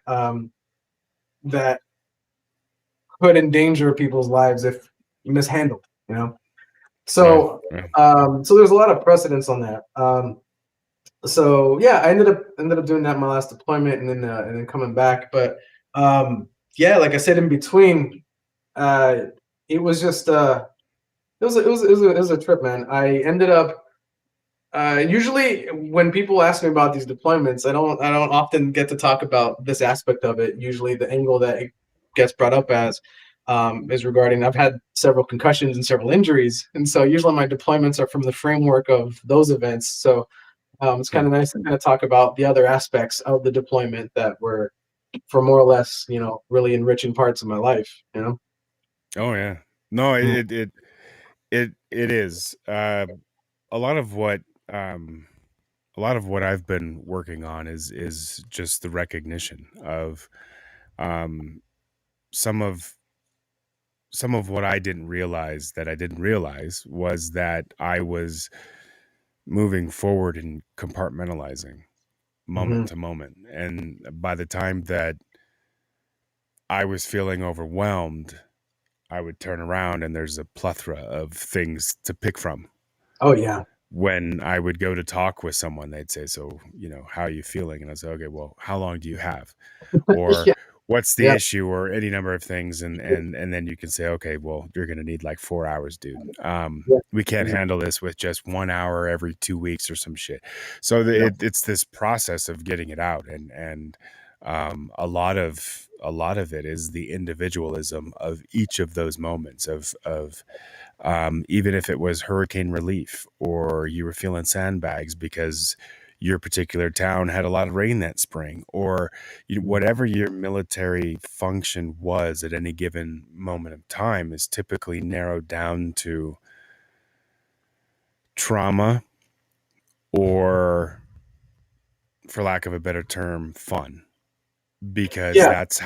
that's literally, it was the on and off switch, and the Yeah. dichotomy between the two is often where we get our, for lack of a better term, our humor, our dark humor, and Yeah. the stuff that we laugh at and find funny, or any number of things.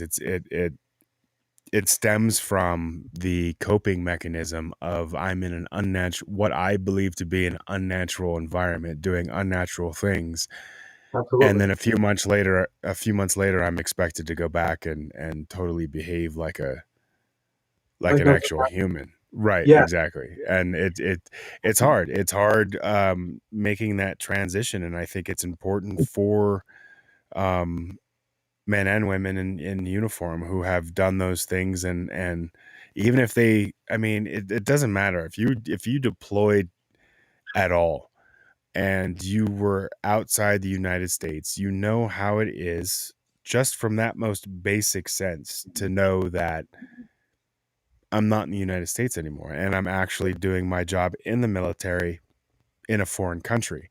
And Yeah. then when you add on top of that the multi layers of combat deployments, and your proximity to war and those kinds of things, and it changes the narrative. It changes what you need to do as an individual to come out on the other side and be Yeah. functional, and to be, who you need to be at the other end. And a lot of what I was drawn to things like this too is because I think it's important for us to not only, warrior to warrior, get to know each other, but share those things, that those similarities with someone who I may not have the exact same language down, but we have a lot of the same slang, and so we Yeah. can understand each other. And there's just having somebody on the other line who understands better than most people, it's important. And Yeah. it's something that I didn't realize I needed until, unfortunately, in a lot of cases, it was too late, and about 15, 16 years after the fact. Mhm. And so a lot of damage can be done in that time frame. And like I tell my kids and my brother-in-law, my wife's brother, he's 15 years younger than her. So he's in his 30s, and I tell him, dude, don't be like me, learn from me. Yeah. That kind of thing. It's not that he Totally. wants to be like me. It's just that, when he calls and says, "Hey, look, what do I do with this, or how do I fix that?" Or, those kinds of things. Those, I can help him do those things. But Yeah. those other aspects of life that sometimes are viewed romantically from the outside, Yeah. they don't truly understand what goes behind and actually creates the James Dean. Yeah. It's Yeah. cool that he's over there with the hat on and he's all silent and he's got his sunglasses on, but he literally hasn't talked to nobody in 3 hours, and we've been at this barbecue, and he literally hasn't talked to nobody. That Yeah. those kinds of things. And so it's important. I think it's important to get out and to your level and to your capabilities, getting out and just mingling and Absolutely. finding those outlets. And not every outlet is going to be, compatible with what you need necessarily, but it it is just getting out there. Because what I have noticed is that even when because I've gone to some of these things and sort of mingled, and even when I've noticed, all right, this particular thing is not for me.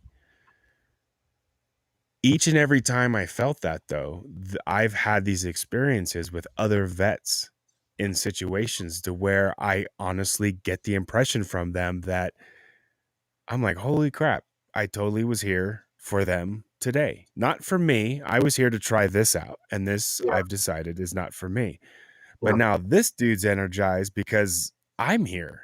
You know what I'm saying? Because Yeah. I was Yeah. the guy Absolutely. standing next to him when he got excited, and now we're talking. And those are the things, is that a lot of times we feel alone. And Yeah. I happen to live in a city that, or near a city that has one of the largest veteran populations in the nation. And we have, in Colorado Springs, we've got 4 bases. And then in Colorado, we've got 7. And so it's huge. And the Yeah. military presence is huge. And even then, it's still, even with as much defense contractorism crap that's going on around here, both here and up in Denver and all kinds of other places, it still feels relatively lonely Yeah. Yeah. because, we get out and we put our flag on the porch and we sit down we do our time, and we don't really talk about stuff anymore. My kids have asked me several times, and I'll answer those questions. But my wife has told me, you need to write stuff down because you're going to get to an age where you're just going to, I had traumatic brain injuries. So Likewise, I'm yeah. already starting to forgetting stuff. And, I appreciate that. I have concussions and went through all that. So my wife's like, nah, you gotta write it down. And I was like, my hands hurt when I write stuff down. I got the Yeah. arthritis going on now. Yeah. I So keep started, but I know what you mean. but this is my diary. This is Yeah. my, this is the guys hanging out. It's not always going to be something that I'm going to be proud that my daughters are listening to, in the sense that, hey, look at me. And if you watch me with Chris, you'll know we just cut up, man. And Yeah. it gets foul, and it gets down to because that's what it was. That's what got you through. It was the Oh yeah. psychology of, this sucks, but you know what? It sucked, but it was better because you were here. Yeah. Yeah. And Absolutely. that kind of mentality, that you build those relationships with those individuals. And I don't think, since I've been out, that I've never allowed myself to, but I don't think that there's been an opportunity for me to get that close to people like that I was I was gonna since. say that there's a bit of a high bar to match that. You know what I mean? And then for that to be an opportunity, I remember at one point, uh, I was in a ditch for a few hours with a few people, as we had an MO depot get hit by a mortar, and we weren't strangers to mortar attacks. It became something that was a daily basis, multiple times a day. And a lot of the Mhm, times the attacks were sort of random because they didn't exactly have a high precision, ability to target. They were launching it into the base, trying to hit the airstrip, or trying to disrupt something that we mhm, were doing. And it just could have landed anywhere at any time. And the first deployment especially it was really concerning because there was a lot of concern with with Saddam using dirty missiles, and we had that, we got used to hearing scud scud scud, and everybody's now in like mhm, op level 4, which you have the full equipment, basically the hazmat suit and the gas mask and everything. And it's weird how one adapts to that because full disclosure, I guess I dealt with a lot of events. I've dealt with a lot of traumatic brain injury and concussions as well, which led to their own symptoms and difficulties. But I I had a particularly difficult time last year after a family member died, and all of a sudden, for whatever reason, that event triggered a lot of anxieties to come forward, and a lot of memories, a lot of progress that I had made to feel like I had really regressed. And I started talking to a therapist through the Veterans Affairs, through the VA. Um, mhm, and I am glad that I've been doing that. I'm super glad that I've reached out, because the things that I felt like I had a handle on, when I felt like I didn't know how to approach that. And part of going through those things and figuring out how to process things, and that's the thing, is like the therapy hasn't been, let's figure out how to get you past this. The therapist that I've been speaking to has been really great about, let me show you the tools that you can use as needed. And mhm, that has been fantastic. So it was a little bit of an approach, but being able to talk to the veterans, like I said, I was stuck in that ditch for a few hours, things going off, exploding in the middle of the night, and we're just like, who else am I going to talk to about that kind of an experience?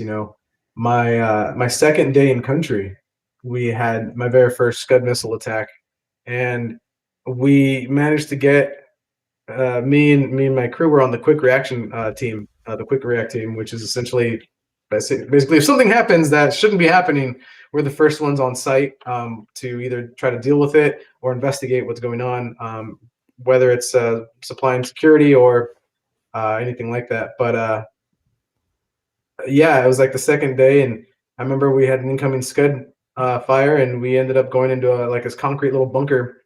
And I was at that point, I want to say, man, I was like 18 years old. Like I said, I turned 18 in October, and this was now March of 2003. And I remember thinking, all right, I don't see a way out of this situation, and coming to terms with not getting out of the situation. And it was a really Right. weird experience to go through all of the thought process that goes through that to get to that point in your logic that, well, I guess that makes sense. And then Mhm. to then later, months later, still having similar situations happen. We hear scud, scud, scud, and things are hitting. Things are literally landing in camp. And there are certain times where we would literally, well, if it hits, it hits, and we put on our gas mask and roll back over in our sleeping bag. And like that's like it becomes what we started calling a violent nuisance, where Mhm. you become numb or normalizing it, and Right. that can obviously that has its disadvantages when it comes to how to react to things, but at the same time, it has helped cope with things. Um, Mhm. Later in my life, I ended up one of the methods that I used to cope with a lot of these things was especially with depression linked to post traumatic stress, or to PTSD and the TBI as well. Um, I when I first got out, I started I wanted a pet. I wanted something that I could take care of. There's something innate Mhm. in me that was like, take care of something. Like I need companion as well because I was used to being in these large groups, like the same 8 guys that I was like working with elbow to elbow and deploying with were the same 8 guys that were at my house and at our apartment, every weekend throwing a party together and like having those heart to hearts together and everything else. And like we just still, you know, wanted to continue that. So it was a little bit difficult. It was really weird to like go now suddenly to a situation where it's like, okay, well, you're on your own, and yes, you can be self-sustaining and independent. You have the tools for that, but socially, then a lot of people don't talk about that aspect of it either.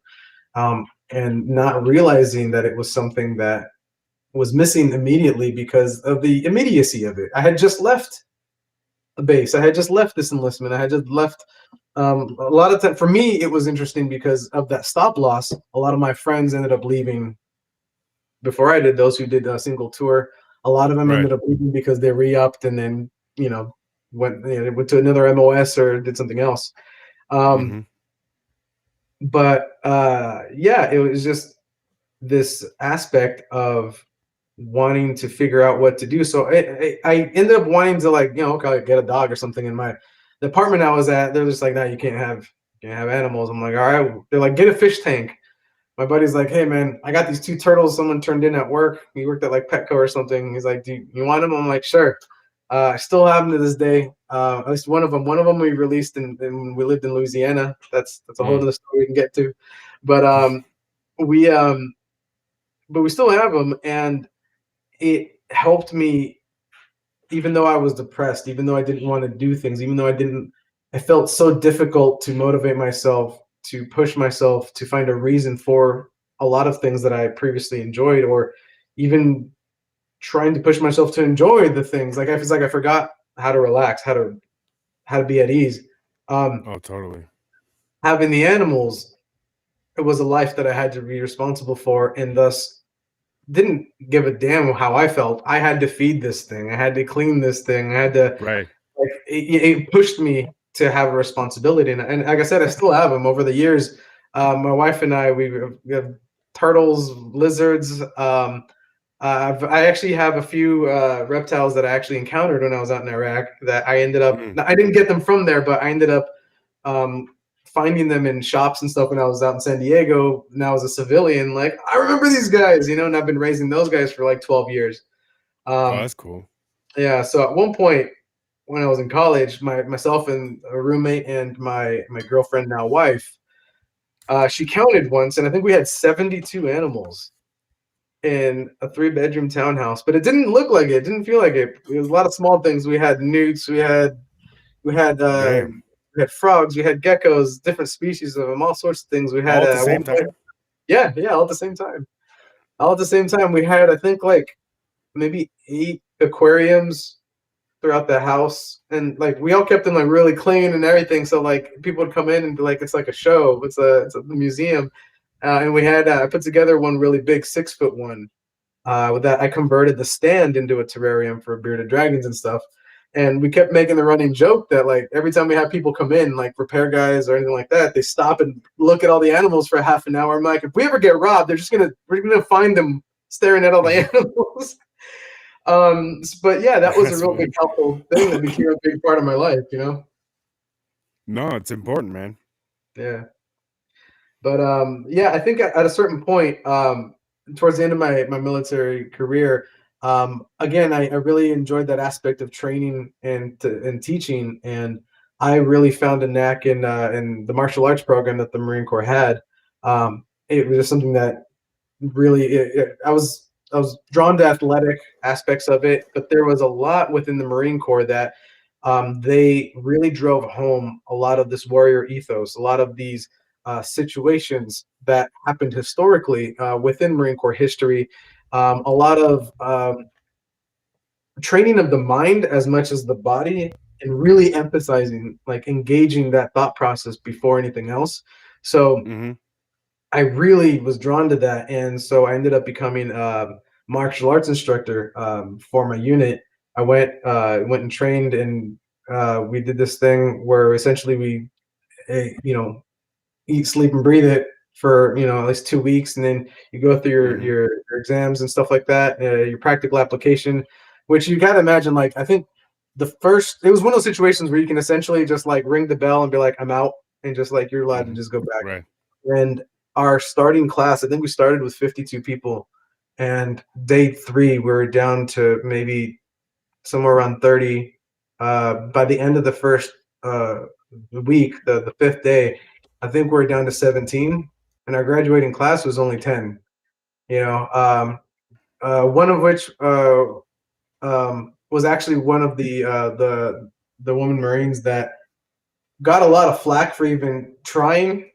And man, did she wipe the floor with quite a few people. And she No kidding. graduated. She graduated. Yeah, she was. We were one of the first a few classes, but that is also when I got my second concussion.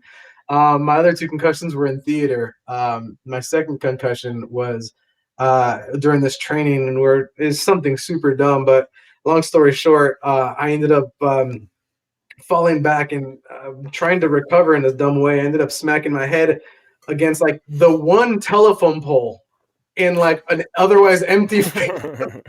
And basically just like I was out for like a good minute or two, and they're like, yeah, no, you go check in. They it's funny because like they were like, yeah, they confirmed it was a concussion, but it was like after I'd finished my training and certification. So they were just like, do you know what day it is? And did certain checks, and then went about my day. Right. Um but yeah, so I that was gonna be my trajectory in the military. I wanted to go and do Mm-hmm. that full time. I wanted to be a martial arts instructor, and that was kind of on the road to doing that. Um, in 2004, I had been injured during an event where we had again mortar attack, and Mm-hmm. we had a situation where basically I got put into a wall and then fell off a ledge, and I shattered all the cartilage in my right ankle, and basically had the bones crunched together and just decimate everything in there. Um, Mm-hmm. I got it checked out and went about my deployment. I was just like, it's a sprained ankle, it's fine, wrap it, Motrin and change my socks. Um, and that injury didn't end up getting treated properly, or it basically ended up requiring surgery. I ended up going through another 2 rotations, and then finally my last 5th rotation. Um, my 5th rotation, the one that I was talking about, where I was jumping in and out of a helicopter every 2 weeks. I basically was wearing a brace under my boot the entire deployment. I otherwise was wearing a cam walker, one of those like, Velcro boots that you wear on your leg, right up Mhm. until my deployment. Was we're waiting on surgery, and the medical doctors were like, "Let's see if it heals on itself." So, Oh, that's always fun. yeah, yeah. Um, so that's just something that I'm still dealing with, and I ended up having that when I came back from my last deployment. I was like, just like, you know what, like I know how many situations I put myself in that maybe I didn't need to. Mhm. Um, Not to say that I was reckless or endangering anyone, but it was literally just volunteering for assignments, and I had a lot of close calls. I had a hell of a lot of close calls that were closer than I'm comfortable with. And I realized at a certain point, I was like, I need to know when to cash in my chips, and Mhm. I need to look for another career. Um, so once I came back from that deployment, I started looking into the schools again, and I started talking to the doctors about all this. And ironically, I found a school. I got everything situated. I had even processed and again, coming back to the admin thing, a process of early release for education. Ran it Mhm. through the whole thing. I got the lieutenant general in charge of Camp Pendleton at the very end of the whole process shake my hand, thank me for everything I've done, and wish me along my way. And 2 weeks later, Yeah. find out that this three-star general had been overruled somehow, and they never found out who. But I had to fulfill my entire stop loss at that point, and man, all right. So I was like, okay, well, that cements me. I'm like, I'm definitely not like re-enlisting at this point. I need to No. know something else. Yeah.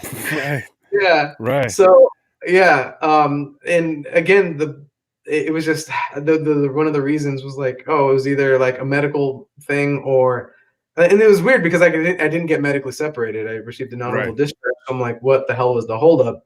Um, but no, I did end up I started going to school in the evenings my last year of my Mm. enlistment. So it was like twice a week. I would drive from Camp Pendleton down to downtown San Diego, essentially, and I went to the school called Art Institute San Diego. I believe it's closed now. It was a for-profit school that um, I've no love lost. I absolutely love, like you said, some of the people in it, though. Some of the Mhm. instructors that I had were absolutely amazing, and are still mentors to this day. Um, and for the majority, though, it was really kind of not the best place for me to be spending my GI Bill or Mm. that. But I was a big proponent of you get out of it whatever you put into it. So Right. myself and my now wife were constantly thorns in the sides of the powers that be. Were like, hey, the students need this. Why aren't you doing that? We were holding them accountable to what was being expected. Um, Right. but yeah, from there, that was a transition where I wanted to go and get back into when I was in high school. I kind of messed around with 3D Studio Max and some animation, Premiere to do editing and that kind of thing. So I was like, Mhm. man, like I really love that. And when I was during my enlistment, I was the one guy who knew Photoshop. So I was the guy who was designing murals and coins, and hey, can you design my tattoo? And hey, this guy's a jackass. Can you put his face on, whatever, Kelly Clarkson or something, whatever. So I was always that guy. It's like And the one guy that knew how to use PowerPoint when it first came out. yeah, That's yeah, all yeah, he did. That's your job exactly. now, dude. Exactly. So, I was the art recruit in boot camp too. So it was like all the signs, murals, and stuff like that I participated in. So it it helped me. It was difficult going in so early because I felt like I was still trying to discover who the hell I was and try to Well, figure out yeah. who I was, what I was, and Mhm. being in an environment that accentuates conformity so much more than individuality. It made it even more difficult to figure out who one is as an individual and what values one has.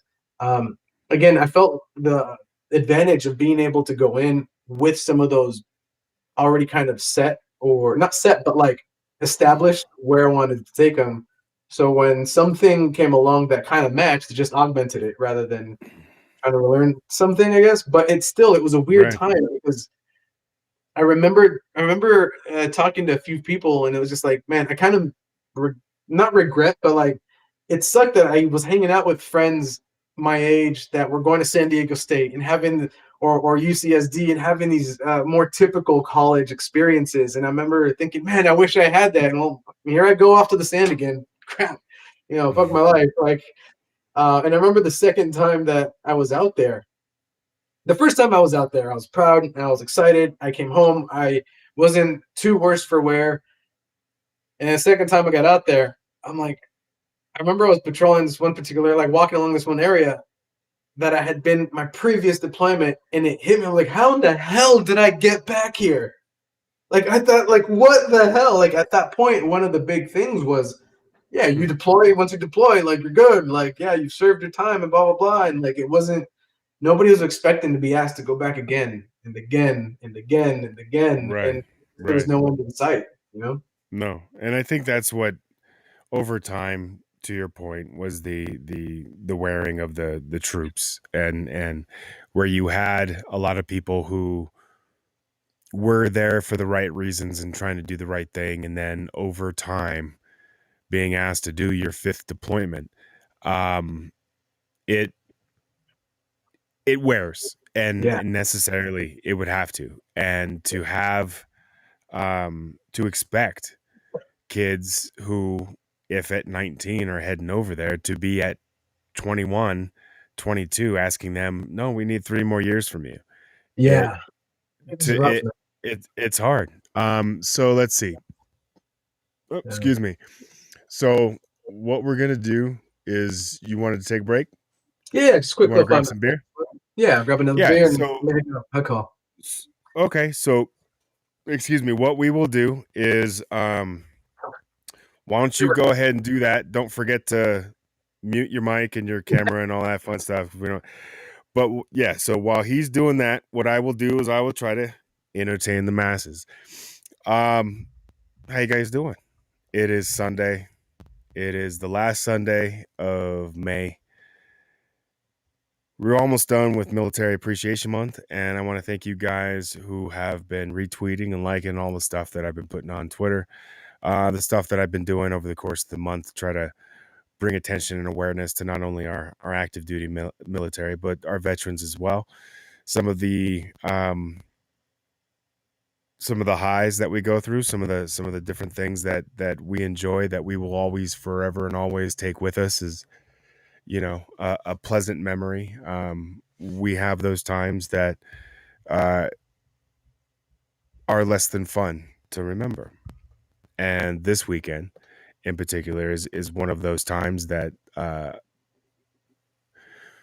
for military members and those who have military affiliation, Memorial Day is exactly what the name describes. It's time for us to remember those that are no longer with us, that came before us, whether they were friends or names that we're seeing on a plaque or a wall in DC, or on a tombstone in a military cemetery. But to have known people, and to have known people who have known people, and to see that recognition from across the way on this, somber weekend, it is a time to rejoice, to be thankful for what we do have, and be grateful and remember and honor those who gave the ultimate sacrifice while serving their country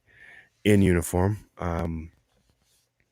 at a time when it is unpopular to do so. And I think that we've entered that time frame after the Vietnam War, and then there was a resurgence after, around the time of Desert Storm, and then of course after the towers fell, the propensity, or the patriotism that I had felt growing up, it felt like it was fading. And it's important and necessary on Memorial Day, on Veterans Day, during Military Appreciation Month, to have conversations like this to get out and highlight those who have done just a little bit more than the average person, and ask them questions about their service, to ask them about what it meant to them, at the time. Did it fulfill, and was it everything you thought it was going to be? And then, of course, in retrospect, how do you view the time that you had in the military? And I think that it is important to share those things, because what we have, in my opinion, is we have a lot of people who, and I said this before, only 5% of citizens have ever served in the military in a, whether it's in a reserve capacity, a National Guard capacity, or in an active duty capacity. And when you think of, over time, 95% of the country that has been able to enjoy the luxuries and the rights that our Constitution affords, it isn't bitterness, but there is something that hits, and Jose can ping on this too if he wants to. It's just that, I don't know, it every year, it just, and I don't blame him. I really don't, because I don't know how I would act if I didn't know any better. It's just that, because I have served in the military, when I, on a Memorial Day or a Veterans Day and things like that, it kicks up some dust that had settled over the course of the year, the last 6 months, since I was thinking about my friends, or that mission, or any number of things. And then it sometimes it brings up things we didn't necessarily want to be thinking of, but on a Memorial Day, to remember those that have come before us, those that passed while we were next to them, and those that passed long before we even came along. I truly believe that there are a multitude of examples where it is because of military service that, even a generation from now, people in that family have this respect and honor for the military, that when I was growing up in California, I did not feel. I had known people who had served in the military, and like I said, both my brothers were in the military. My dad was in the Army, but I wasn't. I was too young to get into the weeds of what it meant, and to fully understand, and those kinds of things. And my dad ended up passing away when I was 12, and my brothers went off, and we really haven't. I haven't really, my family, I really haven't had a family to call my own for 20 or so years. We all kind of went to the four winds, but my wife's family has become my adopted family. I've known them since I was 15. And even then, it's, they don't know what to ask. They don't know what's okay. I've had more real conversations with, at the time, my preteen nephews than I actually did with the friggin' adults that were living it, while I was. Yeah. I'd come home on leave, and there'd be little to no discussion about it. And if it was typically brought up by me. If there were questions asked, they didn't really know how to respond. They just, oh, okay. There isn't a conversation like this where someone can say, oh, does that mean this? Or where there's a level of knowledge and you're kind of just talking back and forth.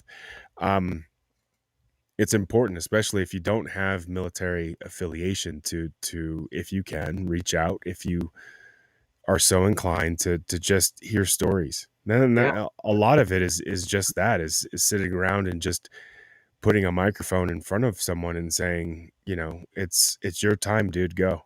What do you want to talk about? Yeah. Because it is hard. It's hard. A lot of times we just don't know what to say. And that doesn't necessarily mean that, because we don't know what to say doesn't mean that we don't have something to say. We just don't want to jump through the screen and, choke the life out of you. So we're trying to learn, we're trying to learn those skills all over again. I say that tongue in cheek, but it is that where you and I, perhaps, if we could probably do it now, but as we get to know each other, Yeah. you can have that level of, all right, dude, where you can come out with a knife and be like, I can hold Jose to Sure. the carpet and he can hold me, accountable for what I do in my life and vice versa. And there is that I think that we don't have a lot of responsibility, that people are having a hard time functioning because of the expectations that fall on us as adults. And one of the things that I know we can attest to is the fact that what the military does do, if it doesn't do anything else, what the military does do is it basically, in no uncertain terms, makes it extremely clear that you are as special as God made you. Yes, thank you very much. But we're going to put that in a box on a shelf for now. And we're going to take that uniqueness and we're going to blend it all up. And Hmm. yes, you're still unique and God loves you, but now you have a job to do. You know what I Yes. mean? And you can separate those two and do that. And I think that when you get into a world of warriors where you're able to talk about, I mean, just eating at the DFAC and oh my God, and the salads and this and when you go overseas, you're talking about brown and root Yeah, and if yeah, I oh yeah. have that, if they don't have full ranch dressing, if I have to deal with that light shit one more time, it's goofy, but It, it's those little moments of sanity that of humanity that I think that regardless of what atrocities we may know, it's levity. um, It's levity it is. during a violent moment often, or levity Right. during uh, just something that is difficult to really process or bear for too long mentally or emotionally. Those moments, like Mhm. you're saying, are what give that moment of rest, or that moment of, okay, I can handle this, or I can, if nothing else, understand what somebody around me feels about this situation in a way that, like, through the humor you can communicate. Whether someone does find it funny or not, whether somebody finds it funny in the same way, or whether it's just finding it funny because it's something that you guys share. Yeah. Right. um, Or and even if it's just a very bad reaction to getting pissed off. That yeah. shit in retrospect, I mean, looking back at it, to your point, I mean, when the fit hits the shan and everyone's shouting and this and that, and you're screaming and whatever, and you stupid, you got, and you're saying these things and whatever have you. And then once the dust settles, you'd be like, I can't believe you just called me that. I know, dude. I'm sorry. I didn't mean to. I kind of went Yeah. a little overboard there, but, and that's the thing too, is bringing it back and I'm going to take while we're kind of on this, I'm going to take a slight pause. Last week when I was talking with Chris, you were talking about communicating and being able to have that ability.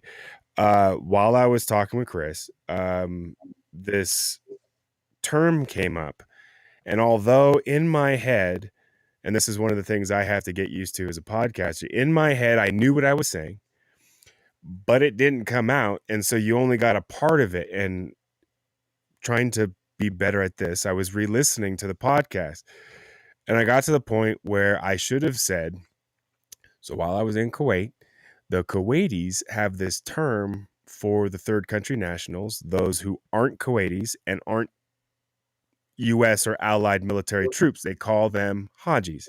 Yes. Now, it's their term that we've adopted. It's still not cool, but that's what we've called them, the third country nationals in My Kuwait. first deployment, I was even told by our sergeant major that it was a term to use due to it being given That's as, how like, use this. Yeah. that's how the Kuwaitis referred to them, and that's how we were to refer to them as well when we were speaking with Kuwaitis. That's how I understood it for diplomatic sort of reason. Sure. So what I didn't, of course, fully explain was the fact that this was not my term, but this was a term that I was borrowing while I was there to refer to these third country nationals. So for Mhm. anyone who was offended, Gotcha. and I just wanted to ensure that yes, through me and Chris talking, I got a little into it. And we knew what we what Yeah. each other was talking about, but it didn't have that full context. And in preparation for this, I just want to Okay. ensure that whoever's sniping me, which they're not, but I'm just saying, in That's the event of, there's at least a sound bite of me saying, because you know absolutely. how the world is, and it wasn't meant that way, and it wasn't even in that context. There was a little bit of a description that went into it, but it's just one of those things that if you're not there, you can't understand. And Yeah. we may even have said stuff tonight that, the average, my No, wife yeah. may be listening and just go, what are they talking about? My wife has probably heard anything and everything that I've been, Oh uh, yeah. I've shared out there. So she's pretty good. Well, if your wife Especially spent any time with your military buddies, then I'm sure she's felt well versed in not only the yeah, colorful metaphors, but the, yeah, adjectives and all those yeah. kind of, yeah. Exactly. And there's been a lot of a few things that have definitely stuck over time. That habits that have died hard, if you will, if at all, or just something as simple as when we got our dogs. We got two big dogs. We went and took them to the training, but the big training thing was teaching us how to teach them. And we ended Right. up, I was like, oh, I can use any words and like hand signals I want. Cool. And it's all drill commands. That's Mhm. all their pet commands are all drill commands, and they understand it to the point where we can be on a leash, like going with them on a bike ride, and I'll tell them by the right, and then they'll know we're turning right, and when I say face, they'll cut the corner. So That's it's just awesome. to the point where they're used to it too. So it's not everything is like something I bring up or talk about a lot. But again, it was a very big part of my formative years, and it by no means is something that I carry as my identity in and of itself. And kind of to the point where you've brought up a couple times, especially when you're talking about Memorial Day, is I feel like that we share that frustration sometimes because there is a certain aspect of, I want to say, like romanticizing, and on the other hand fetishization of the military. And Right. it sometimes can it's difficult because the romanticizing, I think I have the more bigger broader problem with, because sometimes those aspects aren't looked at for what they are in reality. um, Mhm. Challenges, the deconstructive nature of what happens day to day in that profession isn't necessarily what's looked at. Not to say that it's like a pity party or boohoo or anything like that, but it's definitely a matter of like even close to home, within the veteran community, Mhm. veterans that maybe haven't deployed. And I understand that frustration, especially if you train to do something that is supposed to be involved in theater. Um, and there's a part of me that's like, yeah, I remember feeling like that, but like the reality of what that entails is like I wouldn't wish that on anyone. The Right. reality of what that could potentially, um, how that can change one's life, is astronomical. And I think when we're young, we don't really like it. Doesn't We don't really understand that. Um, and I just feel like there's certain things, especially when we talk about the military as a culture, Mhm. within veterans, or as in media, like pop culture, that, oh man, it's like there's certain violence that gets glorified, and like I I have issues with gratuitous violence. I have a very deep appreciation for narrative violence. If it's Mhm. anything, and this might be a part of just my appreciation for story in general too, where it's just like Mhm. if something's just gratuitous, that sucks. But if it's like gratuitous violence, that's even kind of shittier. Um, but those aspects are some of the things that like I I keep hearing applauded, or I keep hearing like, oh man, like like I remember at one point giving advice to a friend who was very, very legitimately coming to me for advice about firearms. And his other friends were like, oh, basically like they were trying to push him towards what's gonna make the biggest hole. And I'm like, that's stupid. And I'm like, that's a stupid way to think about it. I was like, what is it that you're trying to get this for? And one of the things that he wanted to do was, for home defense. He wanted a Mhm. firearm for home defense, and as well as other things, marksmanship training is something we all enjoyed and stuff like that. So, it Mhm. had multiple layers of reason, but one of the main reasons was, hey, protect my home. No problem with that. I was like, okay, have you ever shot at anyone, pointed a weapon at anyone? Have you ever, like, you've been to the range, but have you done this? And if the answer is no, why do you want something big that you don't know if you can handle? And I was like, and besides, this is like one of the things that my dad told me when I got my driver's license is like, you now can operate something that can take someone's life. You need to Mhm. respect it. You need to learn how to operate it. You need to learn uh, how it can affect the people around you if you're not careful. And the same Mhm. principle applied. Um, so it kind of bringing it towards that, it just felt like that romanticizing of it was he was getting that advice from people who didn't have that perspective, who didn't have Right. not been in the situations, and have this kind of like Yosemite Sam view of what owning a firearm is. And I it was trying to tell him like if you were going to do something like that, yeah, obviously you don't want to necessarily get it like a 22. This guy's like my friend's like a walking Viking. I'm like, but get something that's suitable for you and get something that you feel if you had to utilize it, would you hesitate to use this because of the power of this? Do you want Right. stopping power? Do you want to put someone all over your wall? Like those are very different things and those are very different mindsets. What is it that's actually important? And he's like, I didn't think about that. I was like, no, for me, what I would do was to utilize something that I felt comfortable with using without hesitation, and to use intelligently without hesitation, rather than, you know, some other wild notion of what's important. And that kind of, I kind of want to extrapolate that to a lot of other things. Where those successes are, like you were talking about, like people want to either talk about just solely the trauma or the fun times, but Mhm. those aren't even a fraction of the entirety of the time and the entirety of the experience. And there's a much more human experience behind that. Um, I understand when people are very gung ho about being patriotic and celebrating a lot of things that have to do with um, the United States, with America, with armed services, and I love that. I appreciate that. It is something that, having spoken to a lot of veterans that came before me, especially from the Vietnam era, I know that their reception was completely different, and I don't know how I would have handled Mhm. that.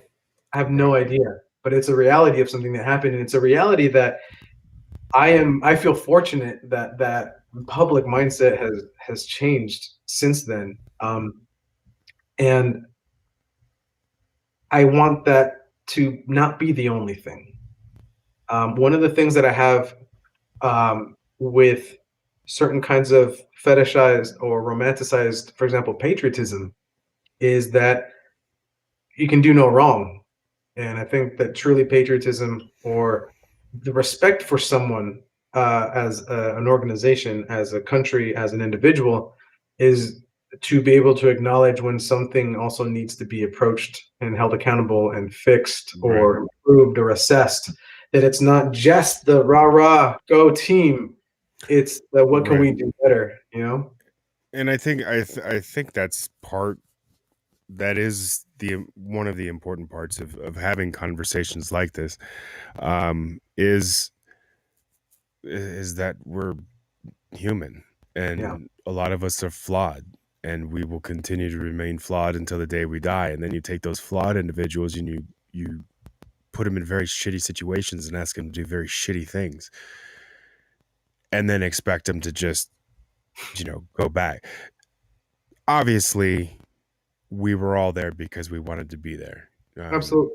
A lot of us didn't end up choosing where we were or for why, and those kinds of things, but we found ourselves in situations that we needed to survive.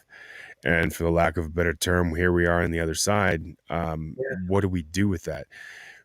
With that comes, unfortunately, people who just simply weren't as prepared as they could have been, or weren't made for that sort of environment, and that they have an extremely hard time recovering from simply being deployed. I mean, I don't know how it is with Marines, but I mean, you could literally deploy in the Army, go to, well, it used to be this way, go to Iraq, be in the green zone, never leave the green zone for a year, and that was your deployment. And you literally flew in, never left. There were mortars, and that was it. All the way to the guys who left the wire every day, and they went out into towns, and they did their business every day, to the top tier individuals, that kind of thing. But as you get further up and your job gets more specialized, there's they're able to weed out those who may not be able to handle the next level sort of challenges with what I would call big Army versus small Army, much like big Marines versus small Marines. When you get into those specialized units, yes, you're expected to handle, but at the same time, the guy next to you is expected to handle. So if you're both expected to handle, who breaks first and says, "Hey, dude, this sucks, huh?"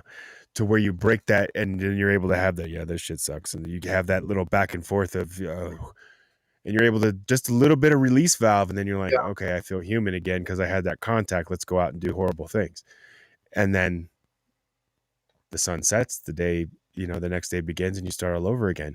The grind times 5, times 6, that kind of thing. But you're doing this for a year, and then you're asked to go back time and time and time again to where you're on your 5th, 6th deployment, and then you're expected to still retain some sort of normalcy. And God forbid if you go back and say, "Hey, I think my elbows because of my time in the service."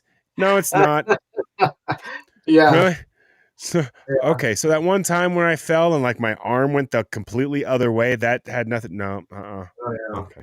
So there is bitterness that goes along with it, but at the same time, we can joke.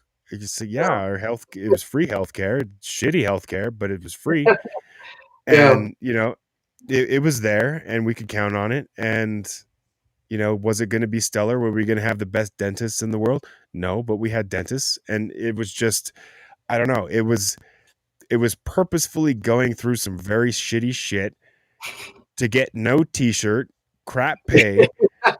And when you get out, people are going, "Why'd you even do that, dude?" As they drive by in their Lexus, and you're like, I don't know. That's just the thing to do. I don't know. It can seem thankless. And then through that grind, if you're not connected, and it does feel thankless, and you're having those moments, it's important to have that basis, that unit, that platoon of guys that you can call up and text and say, "Hey, it's shitty today," and they know. You know what I mean? It's very important to have that sort of grounding.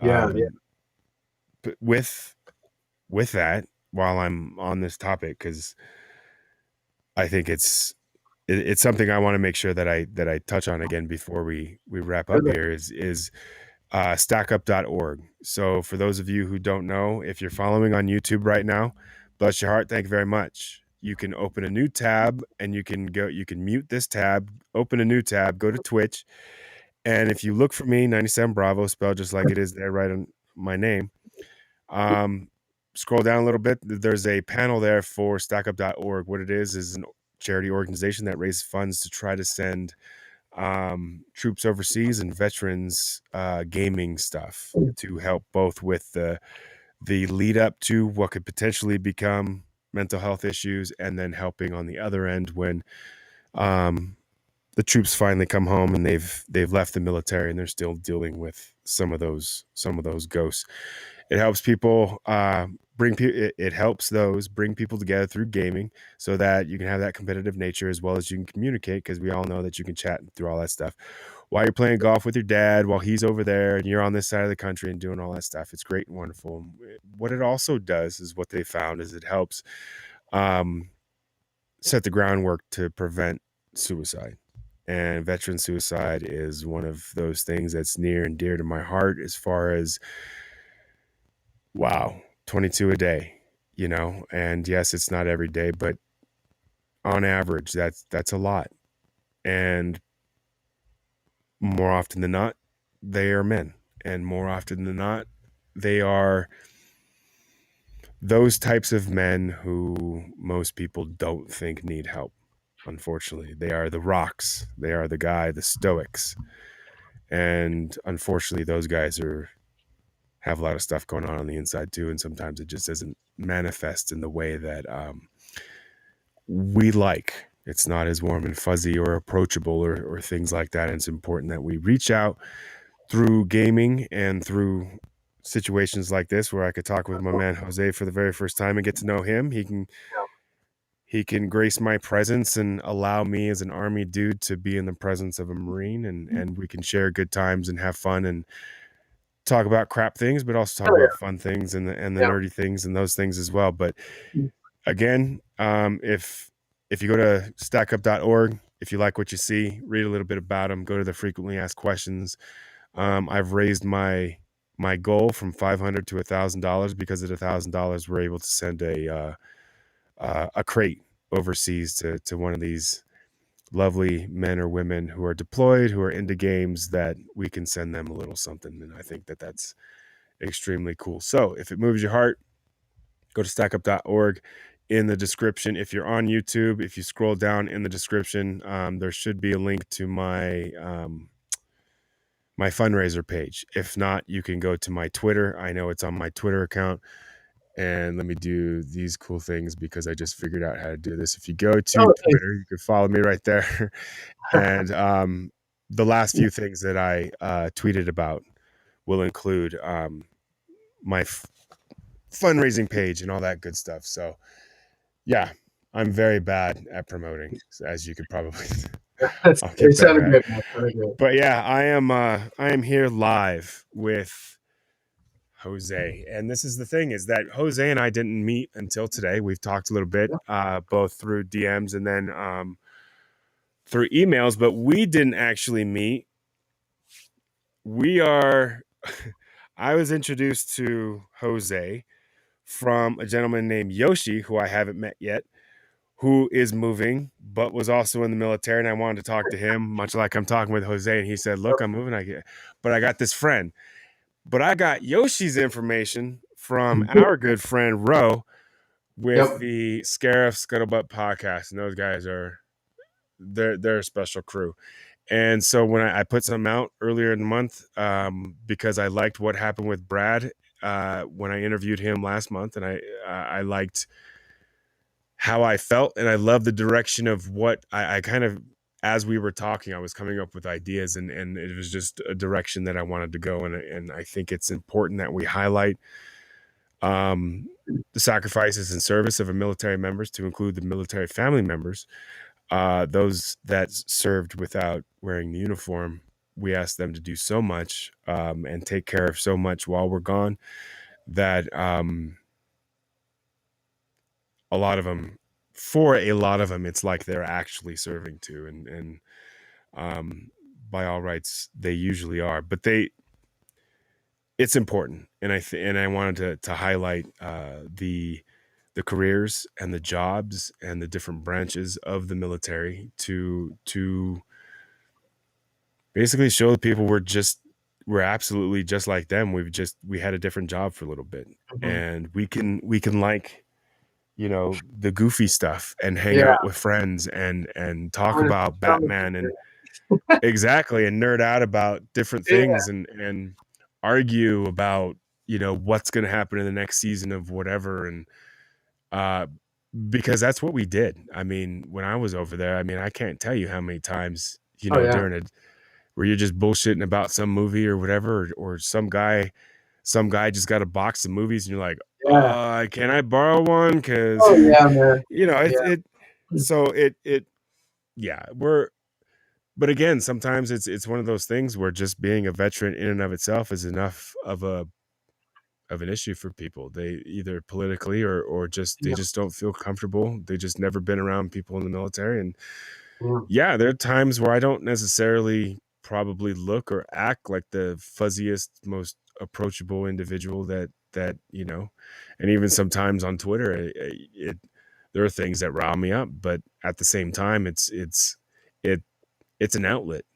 Yeah. Twitter's always been an outlet for me. This is now an outlet for me, and all it's done is not only bring me closer to people, but it's also allowed me the opportunity. If all we've done over the course of the last 2.5 hours has improved what one person thought of a Yeah. veteran, then mission accomplished. If I don't need, I don't like, to your point, I don't need to recruit people. I Yep. don't need to do that at all. It's Yeah. it's showing the human side of it and letting people know that the stereotypes are just wrong. Yeah. And You know, well, if I may, I was going to say Mhm. I do have an actual real world experience with that. Um, when and this is actually a really great reason that I think that what you're doing is fantastic with, especially celebrating those things, as I mentioned in the first email. Something that you touched on in one of your previous interviews is that we're celebrating the things that we have in common. Mhm. Um, and not just to celebrate it together, but just outwardly in oneself. For example, with our nerddom, if you will, are the things, the passions that we're really into. Um, it's you never know how being honest about those things can really come into play. I Mhm. recall when I was in college, I was looking for an A to B job during college, trying to whatever was hiring, and I found this company that was opening a store. It was like a jewelry store, like a diamond company, out in the West Coast. I don't know if they're out in Colorado, but it's called Shaneco. Oh, right, And right, right. yeah, so I ended up working with them for a while I was in college. But I remember when long after I had worked there, I'd remained friends with some of the people that I worked there, including the general manager. And I remember him telling me afterwards, he's like, "Yeah," he's like, "I was honestly a little hesitant about hiring you as a veteran, especially like recently, like you just gotten out of the military." He's like, "I didn't know if you were like super strict or like hard to get along with other people, or were expecting a certain level of performance, or on the flip side, Mhm. if you had any problems that maybe you are still dealing with and all that." Um, but during that time, I had been invited by a friend of mine, Sean Barber, who's one of my oldest friends growing up.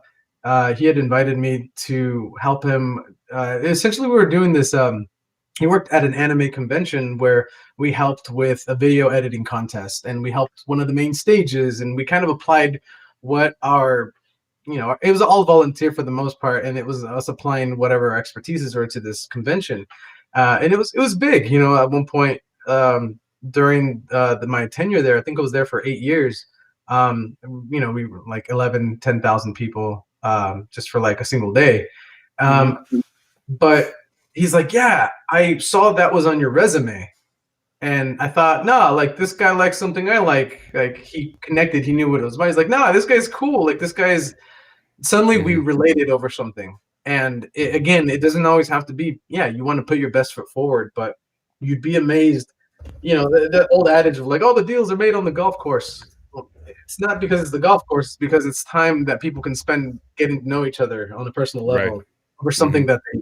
that they like.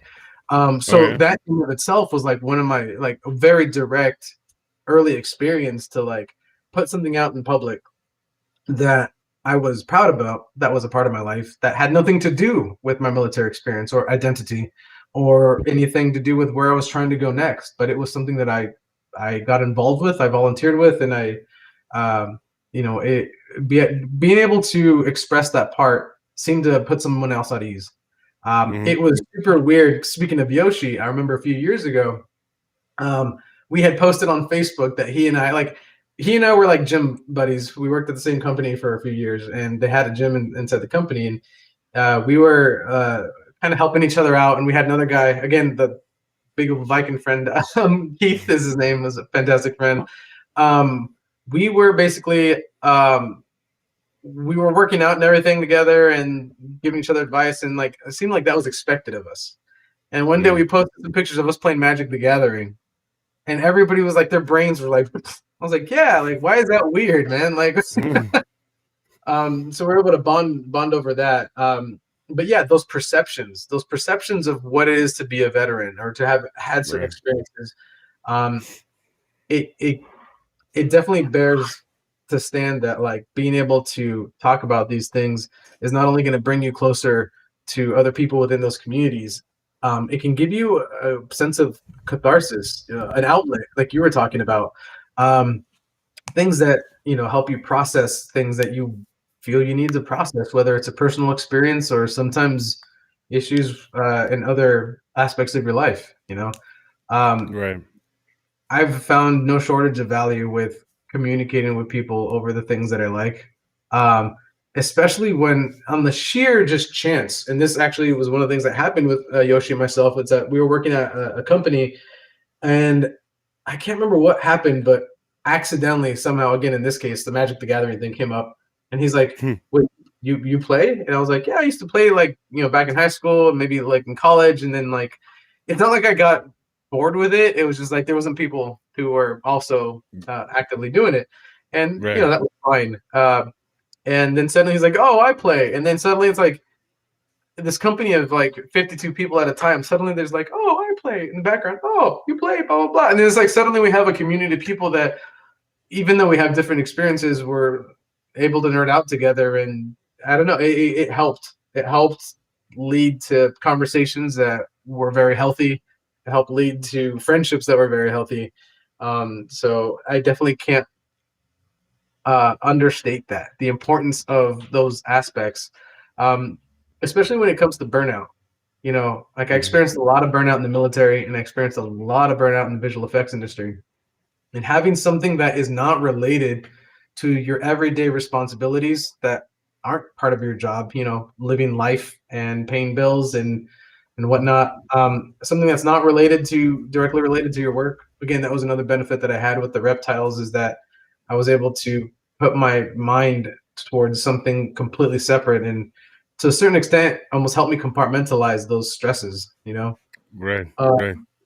and to be able to then, I think the important part that you were touching on earlier is that it's another tool to help build a community. And yeah, you might be in a certain community. For example, I'm a huge Borderlands fan. Love that franchise. It's one of my favorite franchises of all time. Um, Yoshi and I bonded over that. we used to play until the sun up, Lord knows how many times. And you build that community, or you get into that group. Recently, for example, I also have been more involved with like Invincible forums. I love the Oh, okay. show. Right. Love the Right. show. I started reading the comics. I'm about 50 issues in right now. And just talking to people there, it's weird how you might not find the thing you were looking for. You find something that you didn't know you were looking for. Right. I've had Right. conversations in those groups that with ironically other veterans that I've met in those same interests.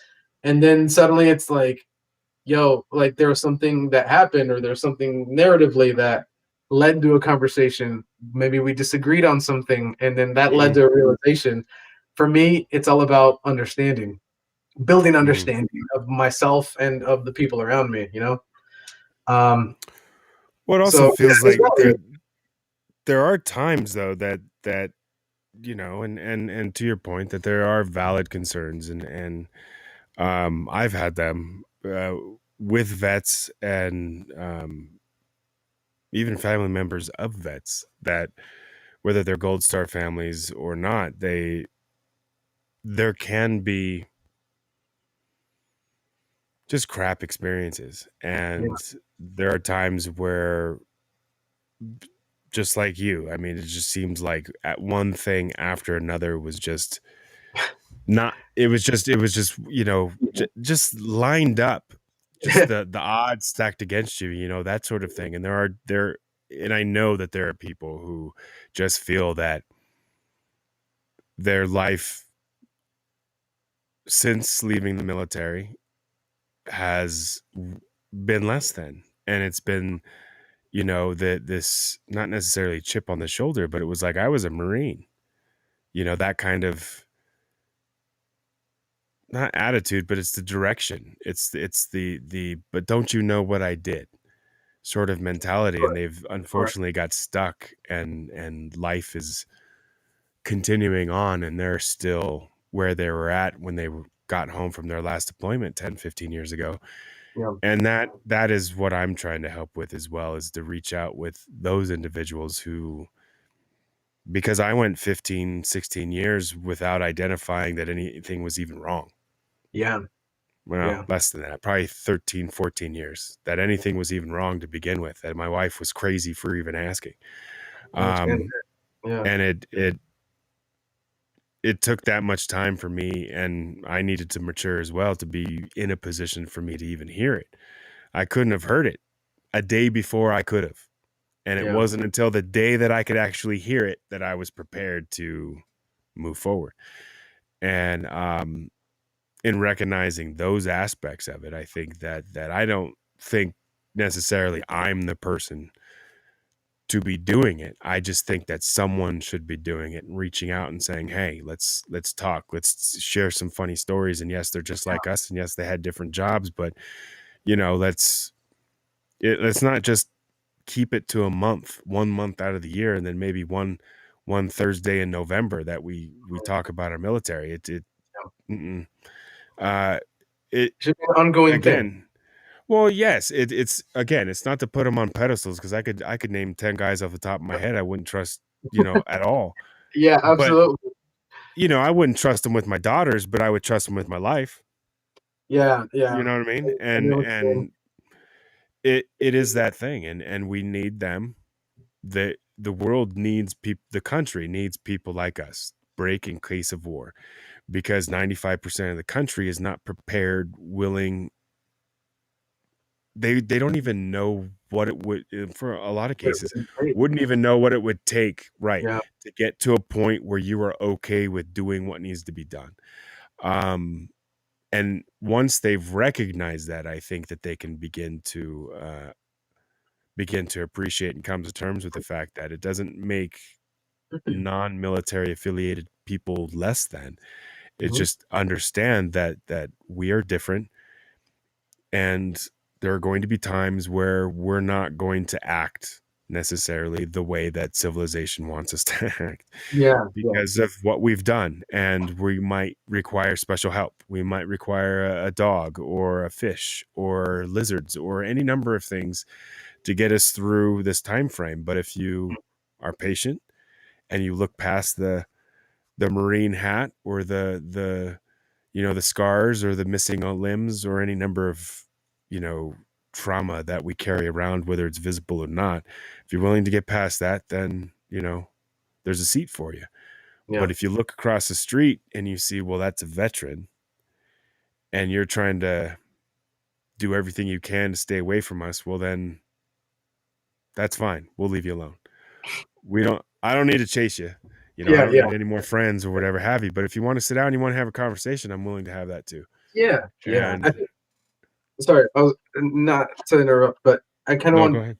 because it's something that you've touched on a few times, and earlier, even in the conversation, you had mentioned, people not knowing what questions to ask or Right. how to approach things, and I can kind of go on with your what you're talking about right now. Kind of tying that back together is, I feel like a really big part of it is intent. It's not about knowing exactly which questions to ask or not to ask, or there's no technical aspect to this. It's just the human aspect of it. And I've found over the years that intention, especially when paired with action, is much more valuable than just a simple greeting of Mm-hmm. appreciation. Um, if someone, I've had family members, yeah, younger family members even, that have asked questions that were perhaps not the most appropriate in the situation, but I knew where their heart was and why they asked it, Mm-hmm. versus other situations where someone just thought it was cool to ask something that was really just not cool to ask. Um, Right. and again, whether the same question came from two different people, it mattered that someone was actually trying to connect with you or trying to engage with understanding versus, like I said, just like this trivialized version of what they think things are, you know? Yeah, or they get the misconceptions because it's been slanted by, someone's Hollywood view that they're imagining what it might have been like to know someone who is in the military, and they're writing this military script, and Yeah. you're just like, what? But some of it doesn't require firsthand knowledge, but the true, those that care enough to sit down and say, well, your experiences shape how you reacted in this given situation. Tell me what shaped you, what got you to that point where you were making that decision. When you're writing a story and you're thinking that way, and you're placing that character as a real individual, and say, okay, well, this person's going to be amalgamation of these several soldiers or sailors or Marines.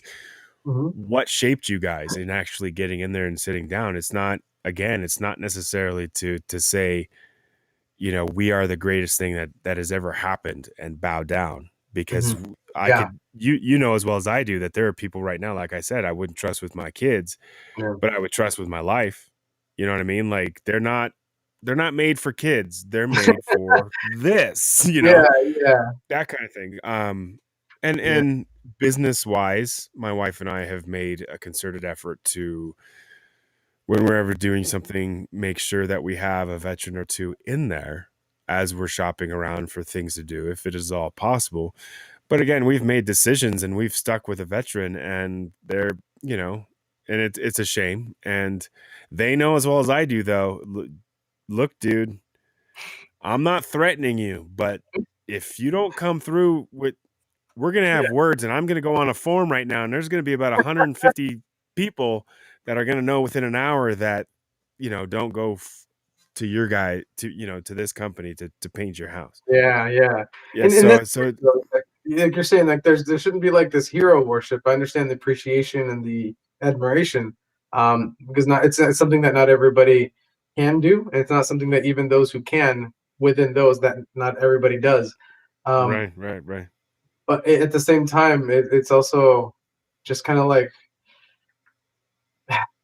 it, it shouldn't, like I said, it shouldn't just be that aspect of it. There's the aspect of like you said, there's the human side of it in which those are real lives and real aspirations and real everything that goes along with it, and then to kind of bottle everything into one tiny identity or one little box, when it's hard enough when one makes it part of one's overall identity, but when others do it without really knowing or without understanding it's very very difficult to be able to find the opportunities to prove against that, if you will, you know.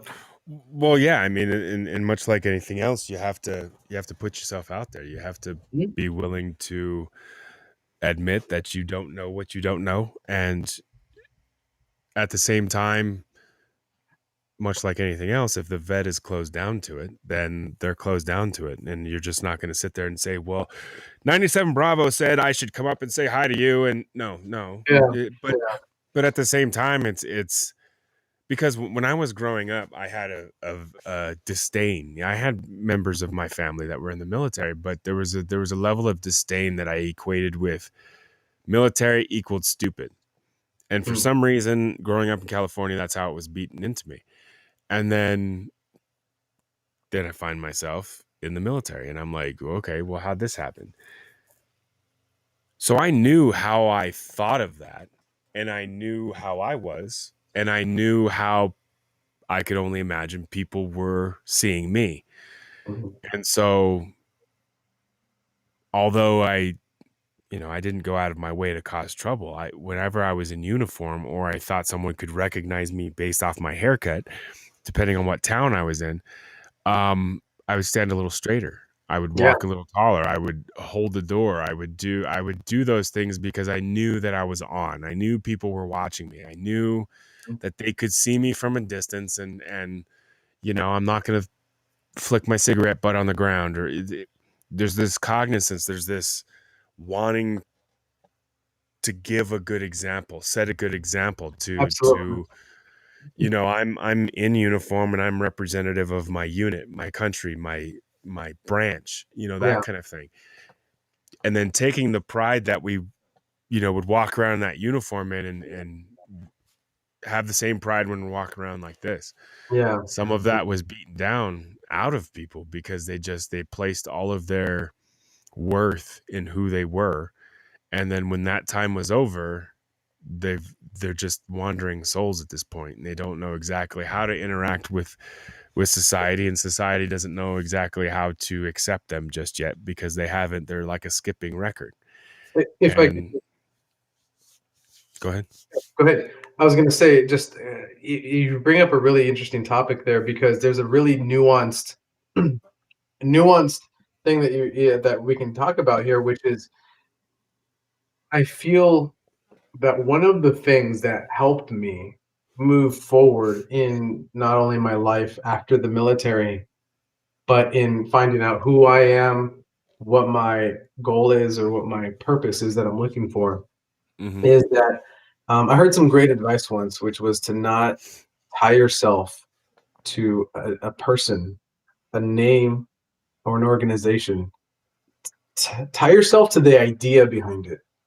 Mm-hmm. And that has helped me because as much as I have a huge respect and a huge love for the Marine Corps and for my time in it and for my experiences in it, it's still a part of what I was trying to achieve, and it's still a part of those ideas that I got from it. It's not to kind of delve into like other territory here, but it's kind of the similar approach that I take to like certain kind of my view on religion, which is like I'm trying to take lessons, I'm trying to take ideas, I'm trying to take things that I would want to incorporate into who I am in my life, to be a better version of who I want to be.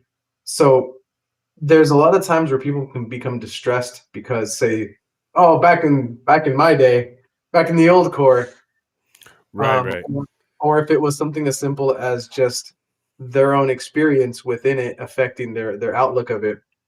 Mm-hmm. Um, I remember being cognizant my last week of my enlistment, walking around my unit and going, I'm gonna miss this someday. Not right now, but I can acknowledge that it's not right now, but someday I'm gonna miss this.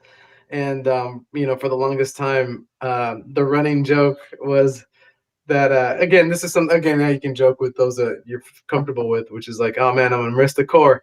And not, maybe not some of the assholes in it, but I'm gonna miss the core. Right. Yeah. No. Yeah, not Totally. every just like everywhere else you go, it's not always going to be a perfect situation. But Mm-hmm. yeah, it's just kind of What was that? going Was along. that Half Baked where the guy's like, he's like, F you, you're cool. F you, I'm out. That Exactly. because that's what it was. Yeah, Yeah. that's And that's luckily for me, there was a lot more you're cools than FUs. But yeah, it well, was yeah, still a lot. yeah. Yeah, it was still one of those things that you look back on. But I just I don't. There's a part of me that doesn't want it to be lost. Um, like I guess that side of it, that aspect of it. Um, I'll be completely transparent and honest. I feel like my train of thought just derailed and took a dirt road. No, that's totally fine. You know what? In fact, what's interesting that you actually stopped right, said what you just said, but as we've been as we've been talking, getting to know each other over the course of the last 3 hours, the thought that has occurred to me was something that Chris and I had talked about is not having this be a one-stop shop, is that we get back to Jose at some point, Yeah, in the next month or so, I'd love and we to. sort of catch up, and that's what I would like to do. I would like to start building this sort of base and keep in touch, and we'll do this again because there's so much what I realize, and this is to your point, and I have to tell you, although you're just my third guest, I haven't had a guest who has done as much homework or has wanted to do as much for his appearance on the show as you have, because a lot of questions and things. And I knew that this was, and it wasn't anything to, I wasn't trying to belittle, or that's not what it wasn't, didn't even go there. What I meant to say was, I knew it was going to be bullshit time. So I'm like, well, let's not get married to like a list of things. Let's Sure. hit this. Let's just see how it goes. And what I get like, cause I have I have your email up, and then I have your website and your, IMDb. And if it went there, I could click on it. We could Sure. and that's kind of what I wanted to do. And now that we've gotten to the point where I think we kind of feel comfortable with each other, I think that we can, we'll come back. We'll revisit this. I want to get Yoshi in here. I have a buddy. Cash. That's not his name. That it's a pseudonym or whatever. But he's a firefighter in California that I'd like to get on here. A couple other people that I know that are first responders that are not interested. One's a sheriff, and he doesn't. I'm trying to get him. Sure. It's just one of those things that I think it's important, and I love getting guys on here that guys and girls, and I would love to get a female veteran who. My cat just scared the hell out of me. I didn't realize she was in here. Oh, I saw a tail go like this, and I the shadow. Anyways, I almost came out of my seat. I'll be able to. But yeah, But no, yeah, this isn't a boys club, ladies. If you're listening, it's not a boys club. It just so happens that this is the chain of events, and so I'd like to, I like to speak with, veterans of all kinds, but and first responders and those kinds of things, and just get it going. I mean, the podcast in and of itself, I'm not really have a schedule, and I just kind of do my thing. But the idea being is that have the normal podcast, something that's 2 or 3 times a week that people can tune into. I tape in the morning, and then it drops sometime in the late morning, but then have these late shows in the evening where people can then show up and interact and actually get to know a guest and those kinds of things. So that's kind of the direction that we're going. So yes, I would love to have you back on at some point. I think that this went well, and yeah, I think there's still a lot to talk about, and I think we can get into a lot of interesting different things, different aspects of our service, and then what it has meant after our service. So we can just get into that next time. I do want to thank you. I want to thank you for coming on. We've been talking about this for a little bit, and I'm glad that it finally did work out. This was fantastic. Absolutely. Yeah, a little over 3 hours, or coming up on 3 hours here. Why don't you? We didn't get into a whole lot of what you've been doing since you got out of the military. So why don't you tell everybody where they can find you, where they can follow you, and a little bit Sure. about what you got coming up. Yeah, absolutely. So essentially, again, I'm still in visual effects, and so I've been working on a lot of projects. You can definitely find me at joseelmarin.com. I have a contact form there as well. And if I'm not sure if that was put out, but also feel free to reach out to me on LinkedIn if you have any questions about the visual effects industry in general, or again, my time in the military. I'm always happy to talk to people who are interested, whether they're veterans or people considering joining, or people that are thinking about going into the visual effects industry as well. I definitely try to reach out and participate in as much outreach as possible when it comes to that mentorship and stuff like that. So yeah, please feel free. And again, my LinkedIn is cool too. Any questions? But yeah, for the most part, pretty much been working in visual effects for the last 10, 12 years. That was a big part of my kind of changing into a new career. And it was a little scary to feel like I was at a really comfortable, not comfortable, but like I felt like I had accomplished a certain height in my career when I was in the military, and then feeling like I was starting completely over felt very daunting, very, very daunting.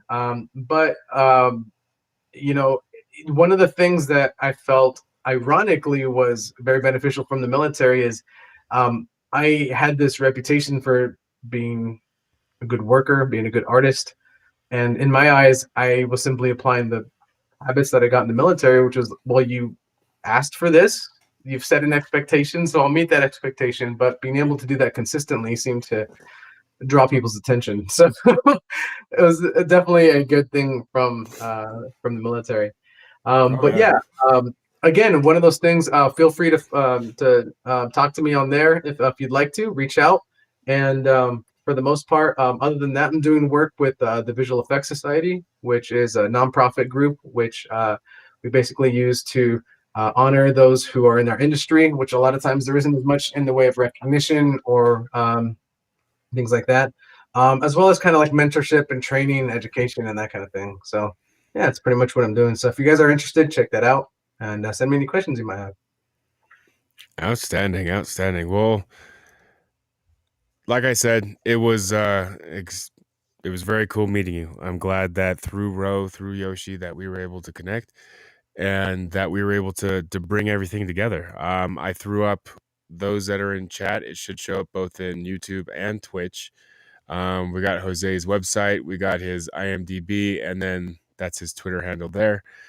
And then, of course, like he said, find him on LinkedIn. Yeah. That's a great way to hook up, especially if, through that industry. That'd be a great way to hook up and get with like-minded individuals. So check him out. I'm fading fast. I think my Sudafed and all kinds of other stuff that was supposed to be helping me is finally wearing out, and right on time as well. Again, my friend Jose, thank you for showing up. You do great and wonderful things, and I can't wait for us to actually get into what you're doing now in in much more detail, what you're doing now in the visual effects industry, the VFX industry. My goodness, I can't even talk.